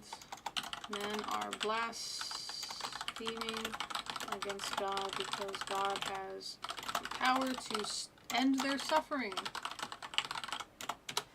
Because that's really what it is, right? Like God's just being a jerk. Plague after plague strikes man, and he still will not repent. Well, yeah, because God seems like a jerk. God moves 10 world leaders to rebel against the whore of Babylon. In their great hatred, they destroy the Vatican by fire. Revelation 17:16. This better say the freaking Vatican. If it doesn't, Jack, I'm going to raise you from the dead with necromancy and then kick you in the butt. And the beast and the 10 horns you saw will hate the prostitute. They will bring her to ruin and leave her naked. They will eat her flesh and burn her with fire. Vatican not mentioned. Let's look at the King James Version, because we're still in the NIV. 10 horns which thou sawest upon the beast, these shall hate the whore, and make her desolate and naked, and shall eat her flesh and burn her with fire.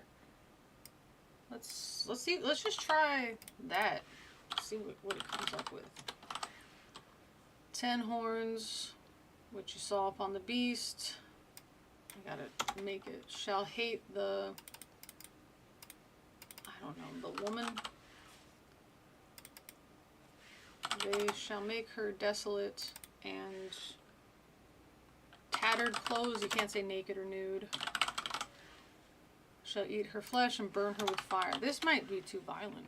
It is. It's too violent. Should I appeal? Shall chew her flesh? Nope. We'll have to figure out something else. Too violent for AI. That's the Bible. Okay, we're almost there. We're getting there with the cigarette. We're getting there. So far, just to show you like the halfway if you guys aren't used to using it. So here's what we got. So we can see the fourth one doesn't have any cigarette at all. And then there's just varying ways. Because I mean, how is this little guy gonna hold a cigarette? But they're not rolled. I want a rolled cigarette. So we'll have to add texture and stuff later. So there's great rejoicing in heaven. God allows the beast to escape to Jerusalem because the Lord Jesus wants to take him alive and cast him in the lake of fire. But why? This is what I didn't understand as a Christian. Even at the end of Revelation, it's like, then the devil is let loose after 1,000 years. Why? Why not just like have a nice time? Why are we constantly having to fight against God and struggle for God and all this stuff? In his madness, the beast orders every Jew killed, and 2/3 are put to death. All hope is gone. You know, Jack didn't need to include the Star of David etched on this rock. Some of this stuff he takes too literally, you know? We already know from context they're Jewish. We already see a guy with a yarmulke. So why do you also have to add the Star of David so we know, what is this, Jewish rock? Is this Israel? Or sorry, is this Jerusalem? It's over, Israel's finished, says the guy. But a new threat to his power arises. Satan knows Jesus Christ is about to return to take over the governments of the world. Why would he know that? So he masses his armies to try to block the Lord's return at Jerusalem. The great armies of the beast move from all directions into the area known as the Valley of Megiddo, or Armageddon. Let's see what, again, Midjourney has to say about this. Satan knows Jesus is about to return to take over the world's government. It's such a bizarre thing to type in. Satan masses his armies. What should his armies look like? To block Jesus's march into Jerusalem. I have no idea what this is even going to look like. And I saw heaven open, and behold a white horse, and he that sat upon him was called Faithful and True, and in righteousness he doth judge and make war. His eyes were as a flame of fire, and on his head were many crowns, and he had a name written that no man knew but he himself. And he was clothed with a vesture dipped in blood, and his name is called the Word of God. And the armies which were in heaven followed him upon the white horses, clothed in fine linen, white and clean. That sounds very metal. You know? He's like all in white, except he's got this like blood-soaked, just like wearing these linens, just blood-soaked linens, and everybody behind him is all in white. They're not blood-soaked, but he's just like dripping in blood. That's very metal. We also get Jack Chick's idea again. We've got the God cloud, the cosmic cloud, the space cloud, sending a beam of light to Earth, and also there's an eclipse for some reason. Behold, he cometh with the clouds, and every eye shall see him, and they also which pierced him, and all kindreds of the earth shall wail because of him. This idea about piercing him, you know, this should be a reference to the Roman Empire. Obviously not super relevant today. The battle of Armageddon saw the beast, the kings of the earth, and their armies gathered together to make war against him that sat on the horse and against his army. Yeah, all the kings of the earth, right? Because that's who leads battles these days, is the kings. Yeah.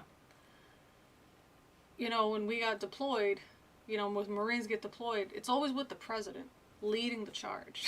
You know, that's what we have to believe if you read this. And the beast was taken, and with him the false prophet that wrought miracles before him, in which he deceived them that he had received the mark of the beast and worshipped his image, blah, blah, blah, blah, blah, fire and brimstone. See you, Ratza. Roach clip. Okay, but because there's a locust, it may actually give us an actual roach clip. So let's find out. There's no rapture in the Bible either. Not the words. Not the words. Let's see if we can roach clip this. There's not the words, but the event. This idea of like the souls in the ground held with a roach clip. Okay. The souls in the ground go into heaven, and then the souls of the people that are alive also go up into heaven. That's something that we call the rapture. But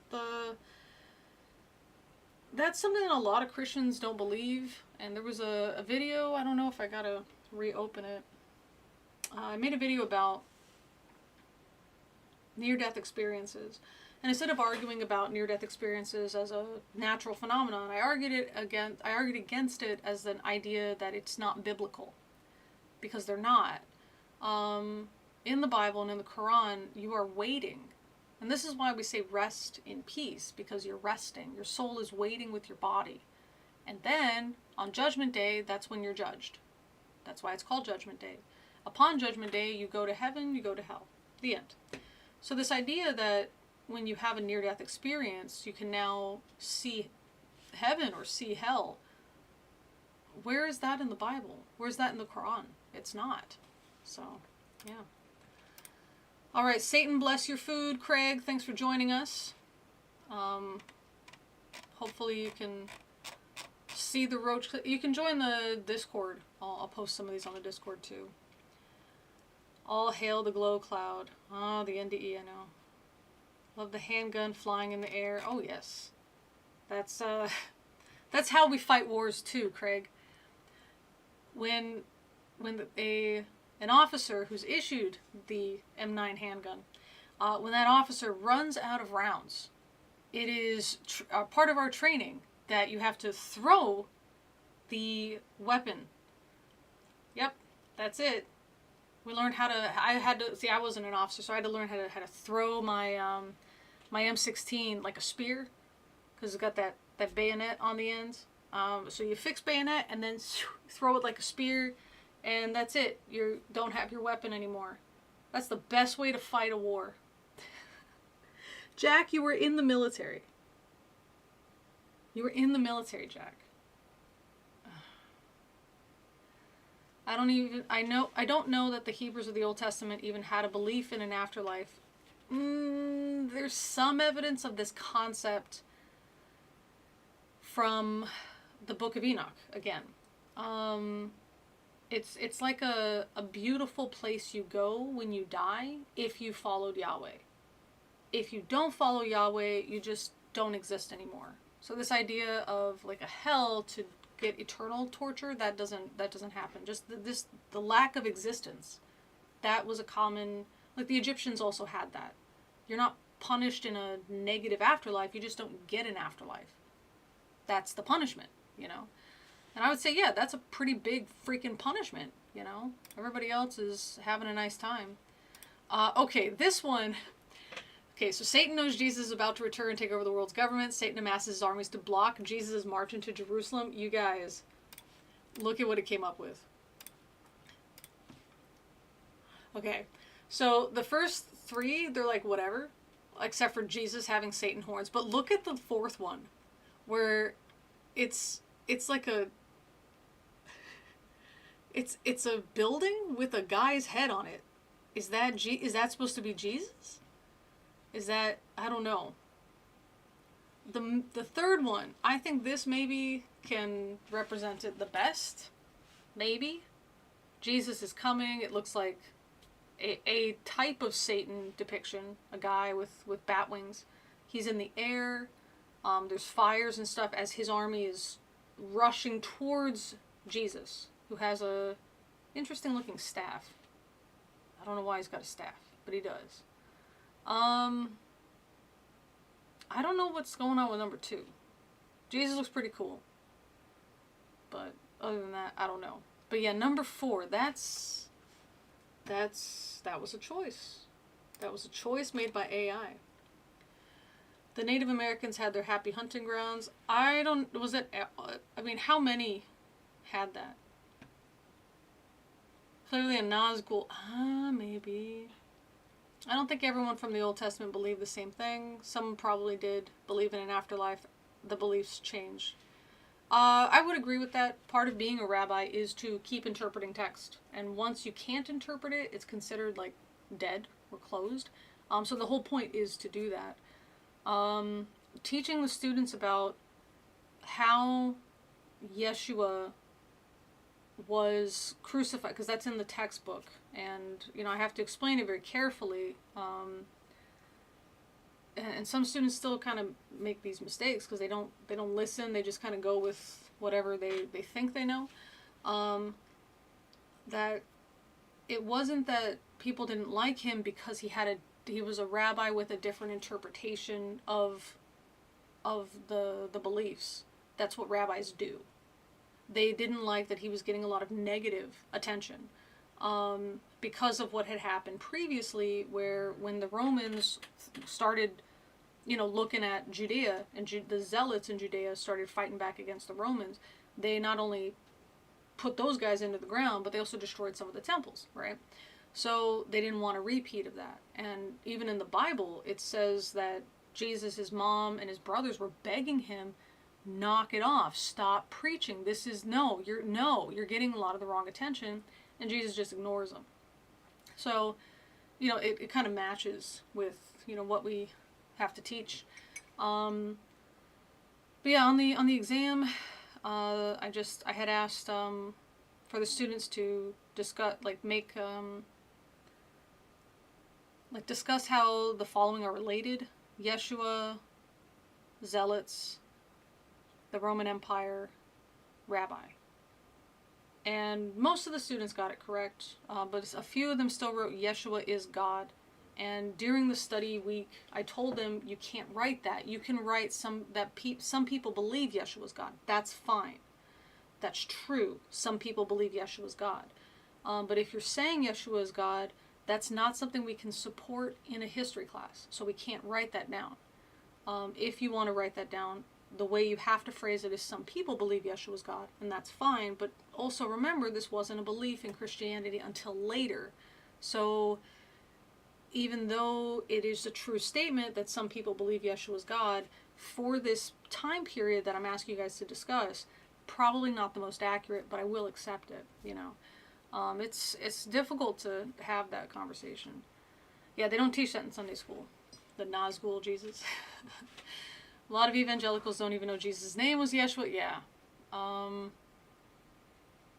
Yeah. It was the first time this year ever that when I asked who is the God of Christianity, I had a student say Yahweh.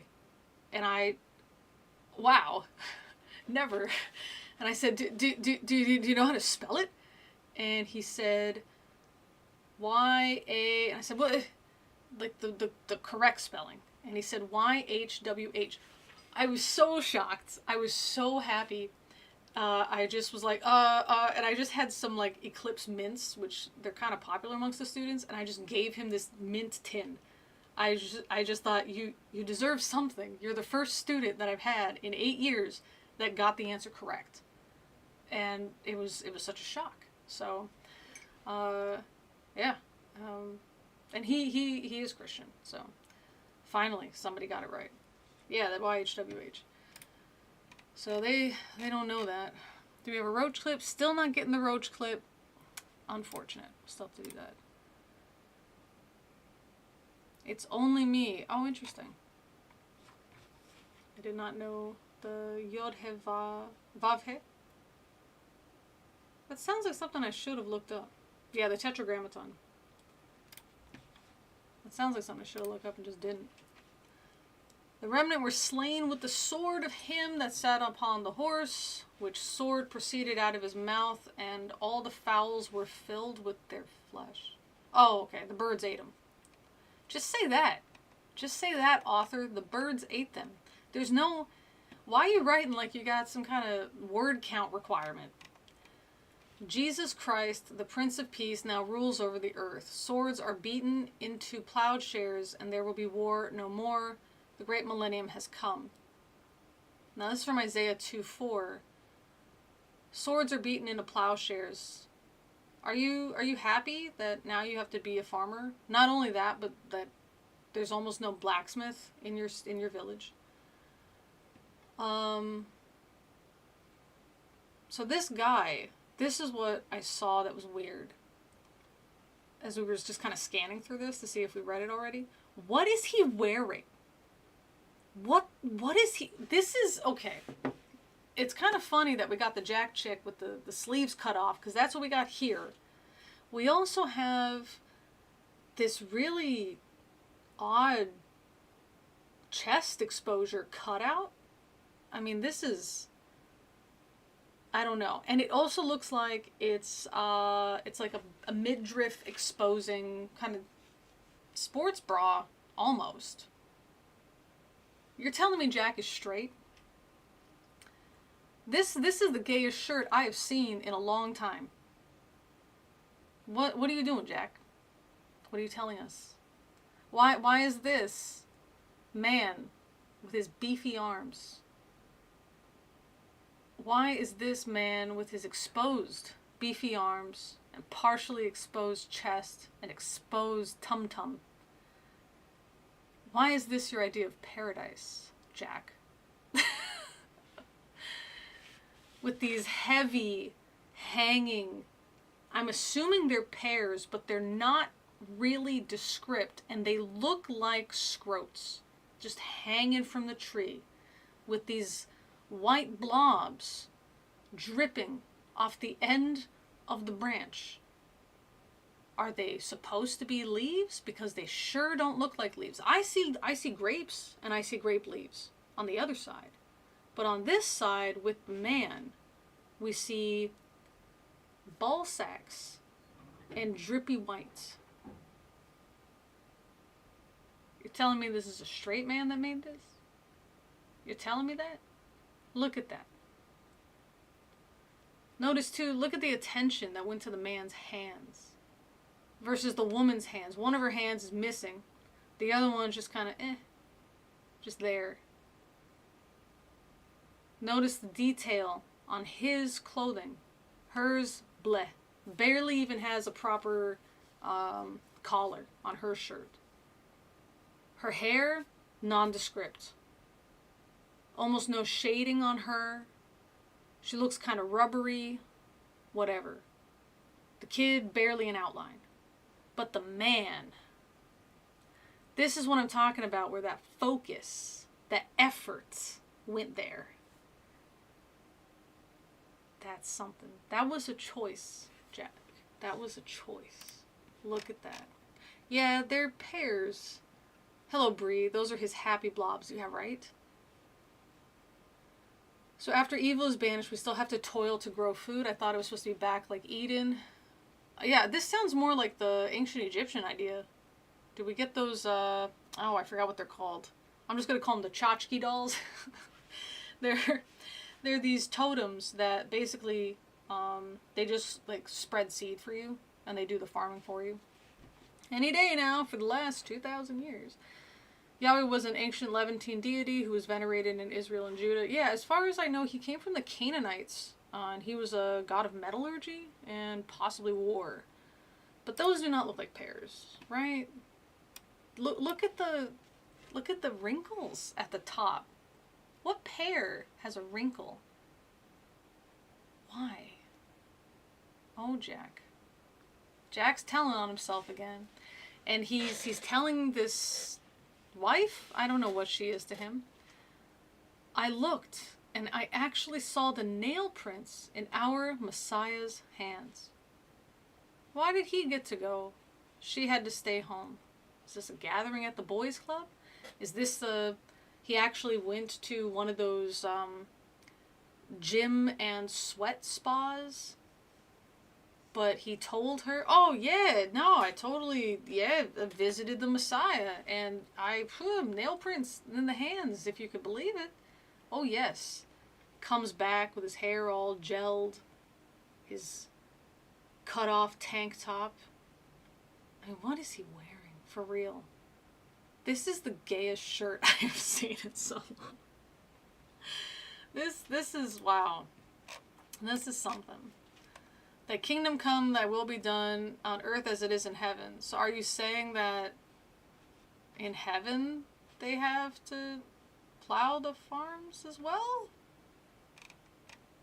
So 1,000 years later, the great and terrible day finally comes. Oh, okay, they mention it, because I brought this up. When a day when all who died in their sins will be judged. Oh, this is not what I was talking about. By the Creator, Lord Jesus. So it is what I mentioned a bit. Not what I was thinking. I was thinking about Satan being loosed.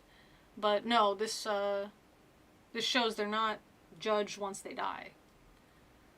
Do their names appear in the book of life? No, Lord, their names do not appear. And then in Revelations 20:12, I saw the dead, small and great, stand before God, and the books were opened. And another book was opened, which is the book of life, and the dead were judged out of those things which were written in the books according to their works. Inefficient, you know. Since whosoever not found in the book, cast in the fire. I don't like this fire. Because we saw how well he can draw the damn water, right? So why is his fire so lame?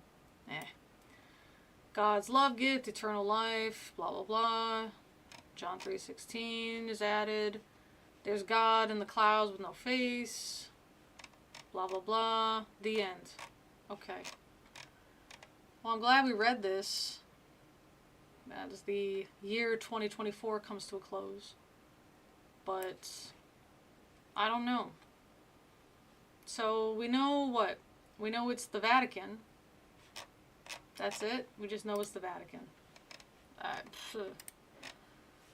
We know we got some pretty cool images. Still no oh, is this almost there? No. Still no roach clip. Here's one that we got. So we see he's missing. And then here's the other one. I thought there was something in the second one. Because it almost looked like it was holding something, but then I got too excited. We're getting there. I kind of like this one, though, where he's just kind of turning into ash. I think that's just kind of cool. So, fits the vibe a little bit. Not the 420 vibe, but just the vibe of the image. So, I don't know. That's pretty cool. It's all of them, yeah. Yeah, that was the thing. That was the thing. Yeah, it's I mean, what are we supposed to feel after reading this? Are we supposed to feel compelled? I mean, is this really gonna reach anybody for Jesus? Especially this. This will make you feel something if you're Jack Chick. But where's another one where we get what's it called? That guy. It's almost time, the beast, the global warming, the last generation. What the hell is this image?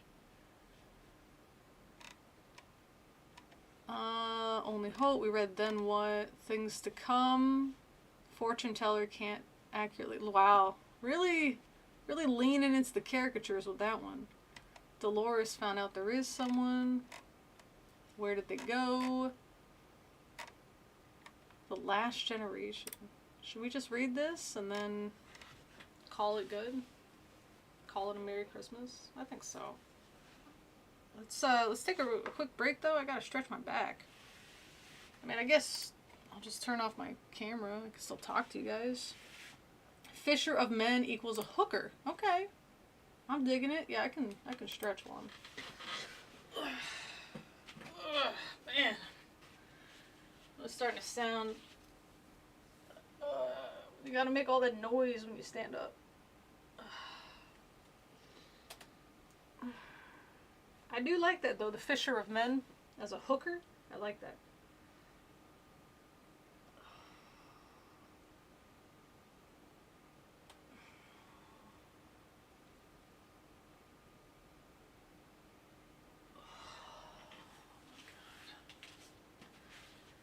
I don't know what they're gonna do to me at physical therapy today. That is some. Is that the Riddler? I don't know. I don't know. Right, what is that? Let's check it out. Alright. Let me just read. Okay. I'm trying to do my best to sit up straight. Alright. I don't know. I don't know what we got here. Let's try to zoom in, I guess. What is this? I think it's that different artist. Let's see. No, it says Jack Chick, 1992. Okay. Interesting. Predictions. The description, so we'll get a little preview. Big Brother's Nightmarish World is just around the Nightmarish World Order is just around the corner. Christ is coming soon for believers. Will you be left behind? What are some themes? Like, let's get a bingo card going. We can all just put ideas and then together it's a bingo card. Okay, so nobody has to make one by themselves. And then we'll just do a percentage. If we get more than 50%, then we'll do it. I'm gonna do Rapture.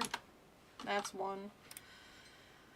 About being left behind because Christ is coming soon. I'm gonna do having a little snack. Rice Krispie treat. That sounds good. I haven't had a Rice Krispie treat in ages. Can we do Rapture? Mark of the Beast.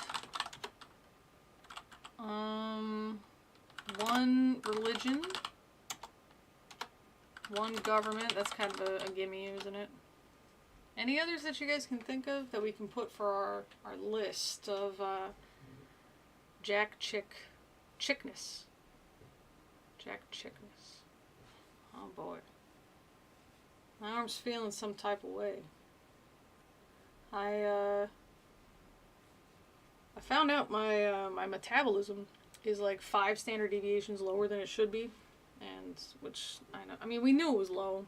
I've been on stuff to try to boost my hormones from my military stuff.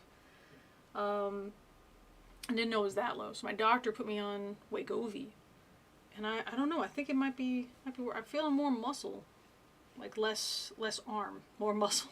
So if it's all right, I'll take it.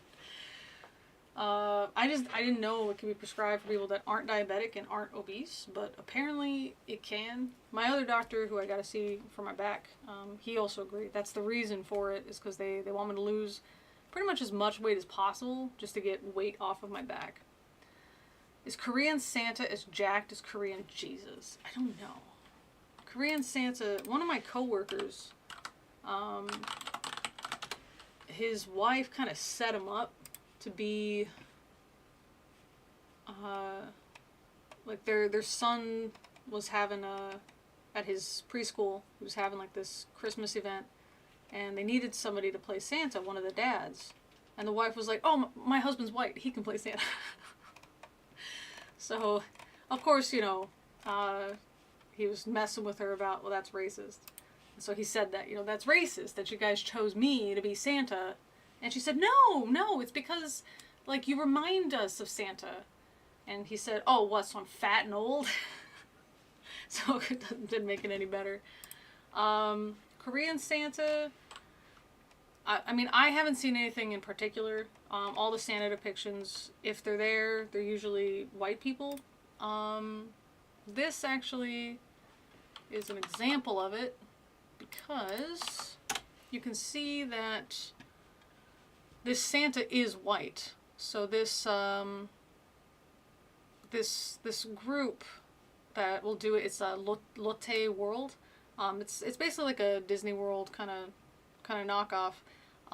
They'll have these events, like a Christmas event, and they hire white people to do it, because it's like, well, you know, why, you know, everybody knows that Santa's from the North Pole, he's not Korean. That kind of thing. Yeah, so here's like another example. Somebody's taking a picture and Santa does not look Korean. If you want to make him look Korean, there's, I don't know, Korean Santa Claus. I don't know if I want to click on that. It's one of those things where it could be awful. Santa Grandpa. That's Harabuji. Grandpa. I can't read it because Facebook has those really nasty looking thumbnails. And these are just guys dressed up for fun. You know, I've had students dress up for fun. Santa Claus from Finland in town. Look at that. See, it's like a big deal. You know, oh, we found this white guy to do it. Let's see. A white bearded man from Finland wearing a symbolic red coat is in town presenting Christmas gifts, blah, blah, blah, blah. Okay. Interesting. I guess he's actually a Santa. Professional Santa? He's a professional Santa from Finland, which is cute. Alright. Well, Asian Christmas funny Santa. No. We have a... So, you know, it's this idea of a foreigner playing Santa. And so I turned to our other foreigner teacher, but he's Chinese. And he's got kids. And I says, has your wife, because you're a foreigner, has your wife ever volunteered you to be Santa? And he laughed and he said, no. I said, well, I guess that doesn't work from China. Probably one of his elves, right? And then we all just had a nice good laugh, you know. Korean Jesus looks Korean. He's not, that's the thing, is that there are Korean people that will dress up for the holiday. And they're just, that dressing up may include Santa. But if it's something that's like on a display, like an image, a statue, something like that, he's gonna look like Nordic. Or I guess generic white, generic European. Or, like I mentioned about the hiring here, because I've seen them. I've been at their nearby mall, because it's actually, the Lotte World is actually inside of a mall complex, and I've been there around this time of the year, and they will have just people, sometimes like a little parade, and it's just all white people. It's very interesting. Very interesting stuff. Here's Santa Harabuji. I mean, that's cute. I don't know. I've never seen him. Like, I've never seen him anywhere. I don't know where he's displayed.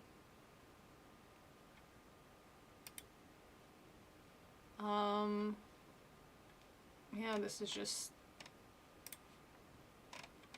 Yeah, this is not anything I've seen before. So, I'm not denying it exists. I just don't know where it exists. It's cute. I like it. Sci-fi doctor is going to do something, okay? False prophets. Mark of the beast is the amount Solomon required to distribute. Okay. I peeked at the news. Christmas blackouts in Ukraine after massive Russian strike. Jeez. That sucks. Harabuji is Korean for grandfather. Let's see what we got here. Near future news bulletin. From the World Court headquarters in Rome. Again, it's this Rome thing. Stand by as Supreme Justice Mahoney, S.J., addresses the world. Does he have something against Irish people now? It is the decision of this court. Anyone who claims Jesus Christ is the only way to the Father in heaven shall be committed to a mental camp for treatment and or be executed. All who oppose this new law are officially enemies of the state. Look at, so the flag in the background, it's got the, what is it? NATO? Is it NATO? Is that the symbol, or the UN symbol? That kind of flat world looking thing. It's got the same symbol, but instead of saying the entity, it says one world. But the flag itself has a kind of America kind of feel to it, in a sense. Just these alternating stripes. Interesting. Okay. Dad, what does it mean? Connie, one way or another, we may be moving into our mansions in heaven soon. We have everything to gain and nothing to lose. Now, I do want to note how dead behind the eyes Dad looks. He looks resigned to his fate. He looks like he's drunk, and this is his time to shine as for martyrdom. That's what it looks like. That's what it looks like. Were there 13 stripes on the flag, really? 1, 2, 3, 4, 5, 6, 7, 8, 9, 10, 11, 12. No! What the hell, Jack? Oh, good catch, Pete. Good catch. So we got this quote, "For me to live is Christ, to die is gain." Yeah, that was a big thing in our church. Lots of martyrdom nonsense. Persecution, new killer diseases, earthquakes, and wars all over. This could be the last generation. And I guess that's his son. Really? That's why I'm so excited. Oh, God. Listen to this. This is nasty. This is, it's gross. And this is the other thing where I kind of point out when Christians say, oh, what do atheists have to live for? There's no purpose in an atheist life. I say there's no purpose in your life as a Christian by your own belief system.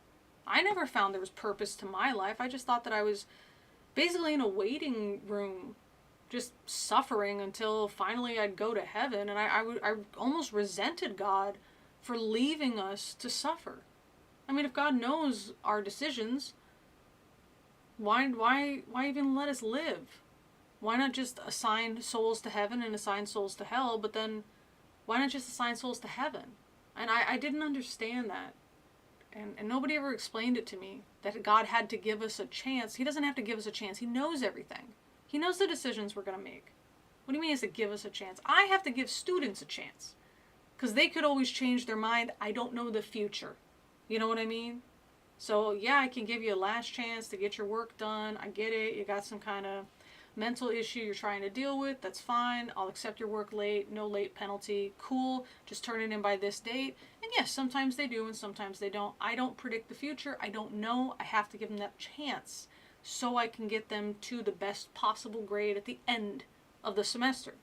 But I'm not God. Why would God need to give people a chance? That doesn't make any sense at all. I don't know.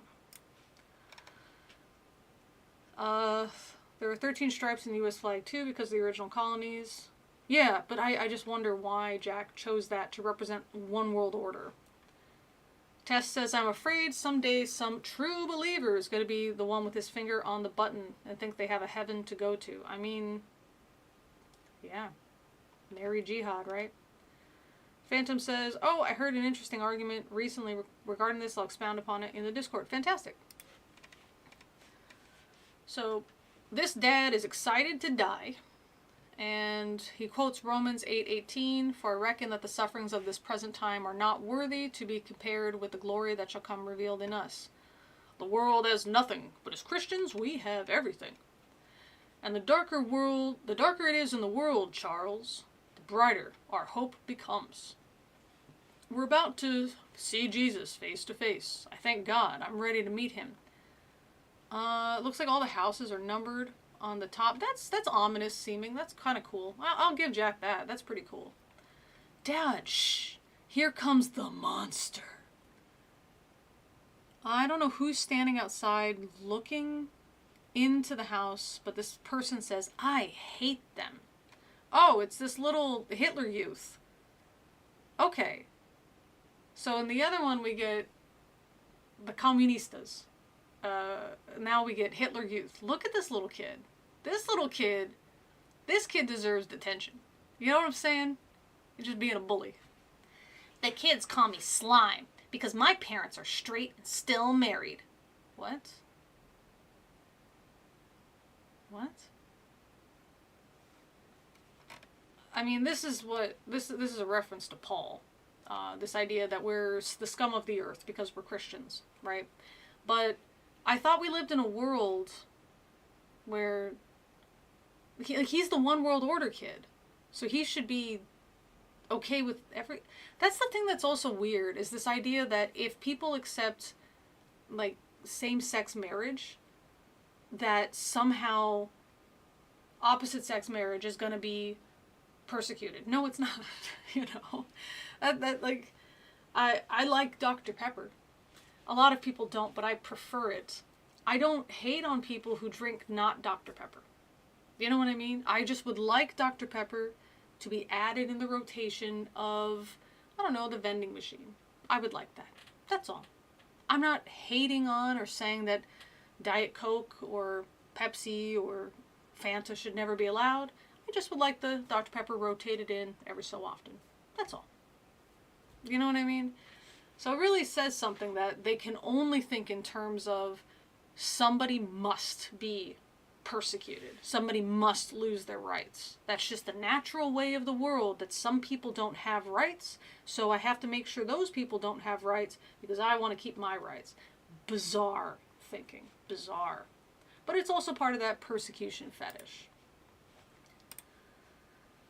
So, honor thy father and thy mother, that thy days may be long upon the land. I don't know how that's not the verse I would have used, Jack. And it just says in parentheses and in bold, Bobby won't live long. What are you talking about? Never mind, Bobby. What did you learn in school today? And Bobby's thinking, he's gonna love this. My teacher said these are a great sacrifice for Halloween. And he's holding up a picture, a very cute picture of a cat and a cute picture of a dog.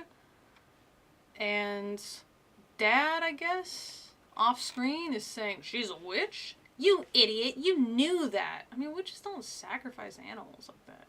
This doesn't even make sense. Son, you should love animals. Shut up, you fool.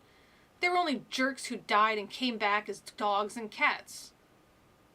Reincarnation is a lie. See Hebrews 9:27. Oh, I already know this one right off the top of my head. Yay! Previous Christian me. It is appointed that each man die only once and then be judged. Let me see if how close we got, because it's been a long time. Gosh, 15 years, 16 years? Let's see what we got. And it is appointed unto men to die once, but after this the judgment. All right, that's it. We got it. But even still, why would that make it okay to sacrifice them? Right? Why would that make that okay? I don't know. Just give me 2 seconds.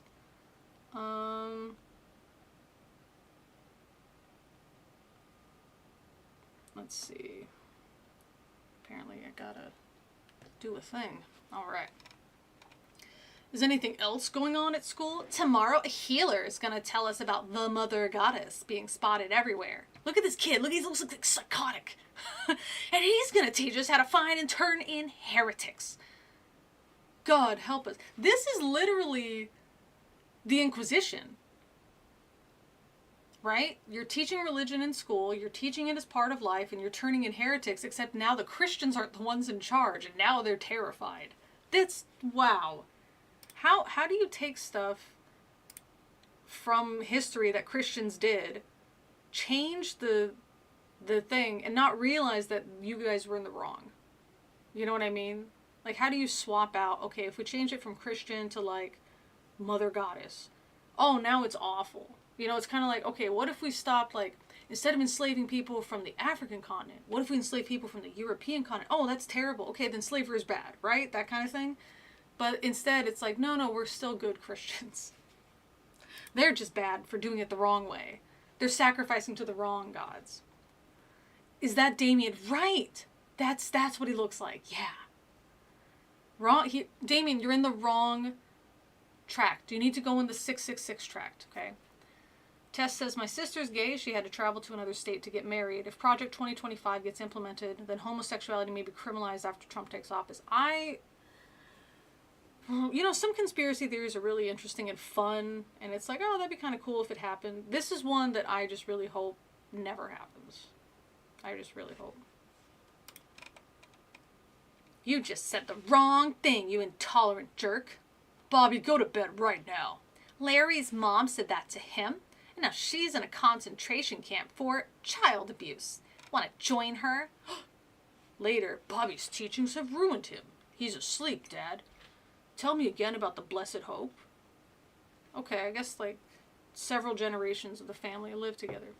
At any moment, Jesus will snatch all the believers up into the air and take us into heaven. This is the blessed hope. And we already read this. It's from Thessalonians. 1 Thessalonians. That begins the 7-year period called the Great Tribulation. Those left behind will serve a satanic, one-world dictator. Notice I like the imagery with the light, the single light in the darkness. I like that imagery here. I think it was a good idea. A lot more subtle than, here's the Jew rock that we saw in the other tract. Or the king power scorpion locust, you know. God will hit the earth with unspeakable plagues, wiping out millions. But wickedness will increase until the Battle of Armageddon, when Christ will return and take control of the entire world. You two better stop this kind of talk and go to bed. What? The next day, here's the teacher. It is with great pleasure I introduce a famous New Age healer. That's who this Green Goblin looking guy is? A New Age healer. Did we get that on our... We got one religion, one government, not Mark of the Beast. We did get rapture. False prophets, maybe. Sci-fi doctor's gonna do something. Okay, so you did say that he's a doctor. All right. We're looking for sickos who hate our blessed mother goddess, the Queen of Heaven. Oh, they used that reference specifically to refer to Mary because they hate Catholics. These insane criminals believe that Jesus Christ created the universe. Damien shows up again. If I turn in a sicko, what will I get? Or will I get a reward? And now this guy looks really nice. He looks like an actor, but it looks like Stallone now. Yes, a big reward. Just give your teacher the names and we will treat their illness. And this kid comes up to his grandpa, squeezing him, like digging his nails into his shoulder. Grandpa, did Jesus create the universe? If I say yes, will your healers take me away? That's none of your business. Jesus Christ is God Almighty, the creator of the universe. He shed his blood for our sins. Bobby, if you receive Jesus, you'll go to heaven too. I hate you and your Jesus. You're an insane criminal. I hope the healers kill you. Now, this is ridiculous, right? But this is really how a lot of people like Jack saw and still continue to see people who are against Christianity or just not Christian. They see this idea that, okay, if we let people believe other things, that means we will be persecuted. No, it just means that people will believe other things. If we don't force the kids to learn the Bible in school, that means that another religion will fill the vacuum. No, it won't fill the vacuum. There's no vacuum.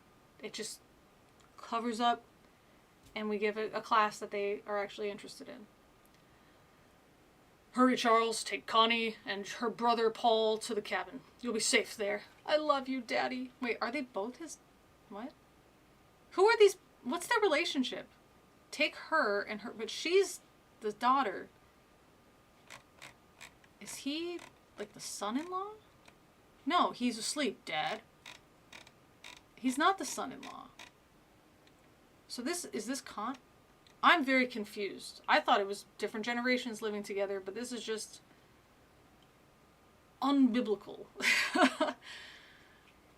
How long before he cracks? Let's see, we got the mental healer and electroshock therapy. Okay. Electroconvulsive therapy. Not long. We inserted microchips to increase the pain. Okay. Who is Jesus? The creator of the universe. And I love him. Take this heretic away. Dispose of it or use it for food. Oh no, Soylent Green. We made it, Paul. If I get caught, I'll be tortured. I'm gonna turn them in. Connie, I'm going for supplies. Don't worry, sis. I'll be back by morning. Okay, well, be careful, Paul. Yeah, I want to report 2 sickos. Tell us all about it, friend. Do I get a reward? Of course. No, they don't tell us what the reward is. Also, at this mental clinic place, in the background, we have a very kind of Mormon-inspired church, New Age. Like, if Mormonism and New Age kind of had a baby, that's the architecture we have. Let's see what Midjourney has to say about that. Let's do a temple.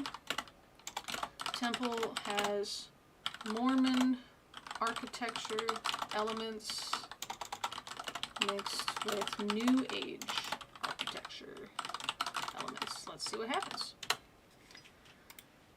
It also says on this sign that of the one world is free drugs in all caps. Interesting. 1 hour later, Charles, they found us! Help us, Lord Jesus! I'm trying to make sense of this. Is it crack?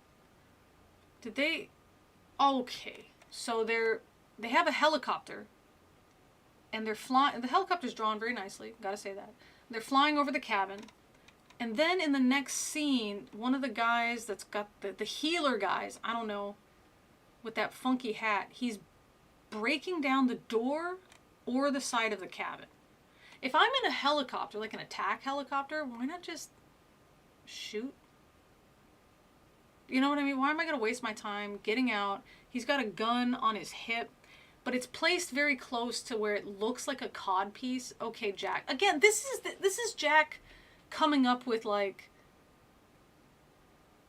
the gayest stuff he can. I don't know. I don't know if it's supposed to be queer coded to, like, make it look like they're villains, or I don't know if Jack just really likes drawing this stuff. Because this looks like a giant bulging crotch, and it's just a gun. It's like a holster. So, shoot to kill! But at that instant, the rapture hits. Whoa! And their clothes are on the floor. But where are they? Whoa! They're in the clouds with Christ. And then that's it. Pray. Little Bobby died in his sins because he never prayed a prayer like this. Dear Jesus, I'm a sinner. You know what? Little Bobby can go straight to hell. I hate this kid. I don't even want him saved. That's it. So I guess we got to see Dad die. And then at the very end, Dad was right. There are some movies like this where it's like the older father is ignored and then he's right. What was it? Taken was like that. Not The Expendables. Was it The Execution? No. There was one with not Wesley Snipes. I forget. He's an older guy, but he's done a lot of action. I forget. I've seen him a lot. It's like you know the movies that have him, and then you forget. He's done a lot of action, and he saved like a girl who was in prostitution. He just like breaks up this giant prostitution ring or whatever, but he kept telling her at the diner to make something of herself, whatever. And then he saves her, and then she makes something of herself, and wow. This old protective guy was right. There's something like that, and this shows up sometimes as this trope of, even though the elderly male was injured, or in this case dies, he's still right. And that's the best part. You should have listened to him in the first place. It's such a weird, specific kind of trope. So here we see that he got to save his family, but that brother guy who turned in his sister and her brother, I don't know what their relationship was, her brother, husband, that guy just got the free drugs. Too bad. And the reward. The free drugs and a separate reward, and they just went to heaven. Terrible. My mother underwent electroconvulsive therapy. Oh, interesting. Did that work for her? Because, there's a reason they do it, you know. The book club wants to run away with the circus. The kid is right. These are insane criminals. They are. They're not thinking straight. I don't know about criminals. Evil men dress well. That's true. That's true. Hugo Boss. Not Liam Neeson. What was his name? The problem is I know the movies, but I don't know the names of the movies he was in. There was, like Training Day, I think is one he was in. Denzel Washington. How did I not remember his name? What else has Denzel been in?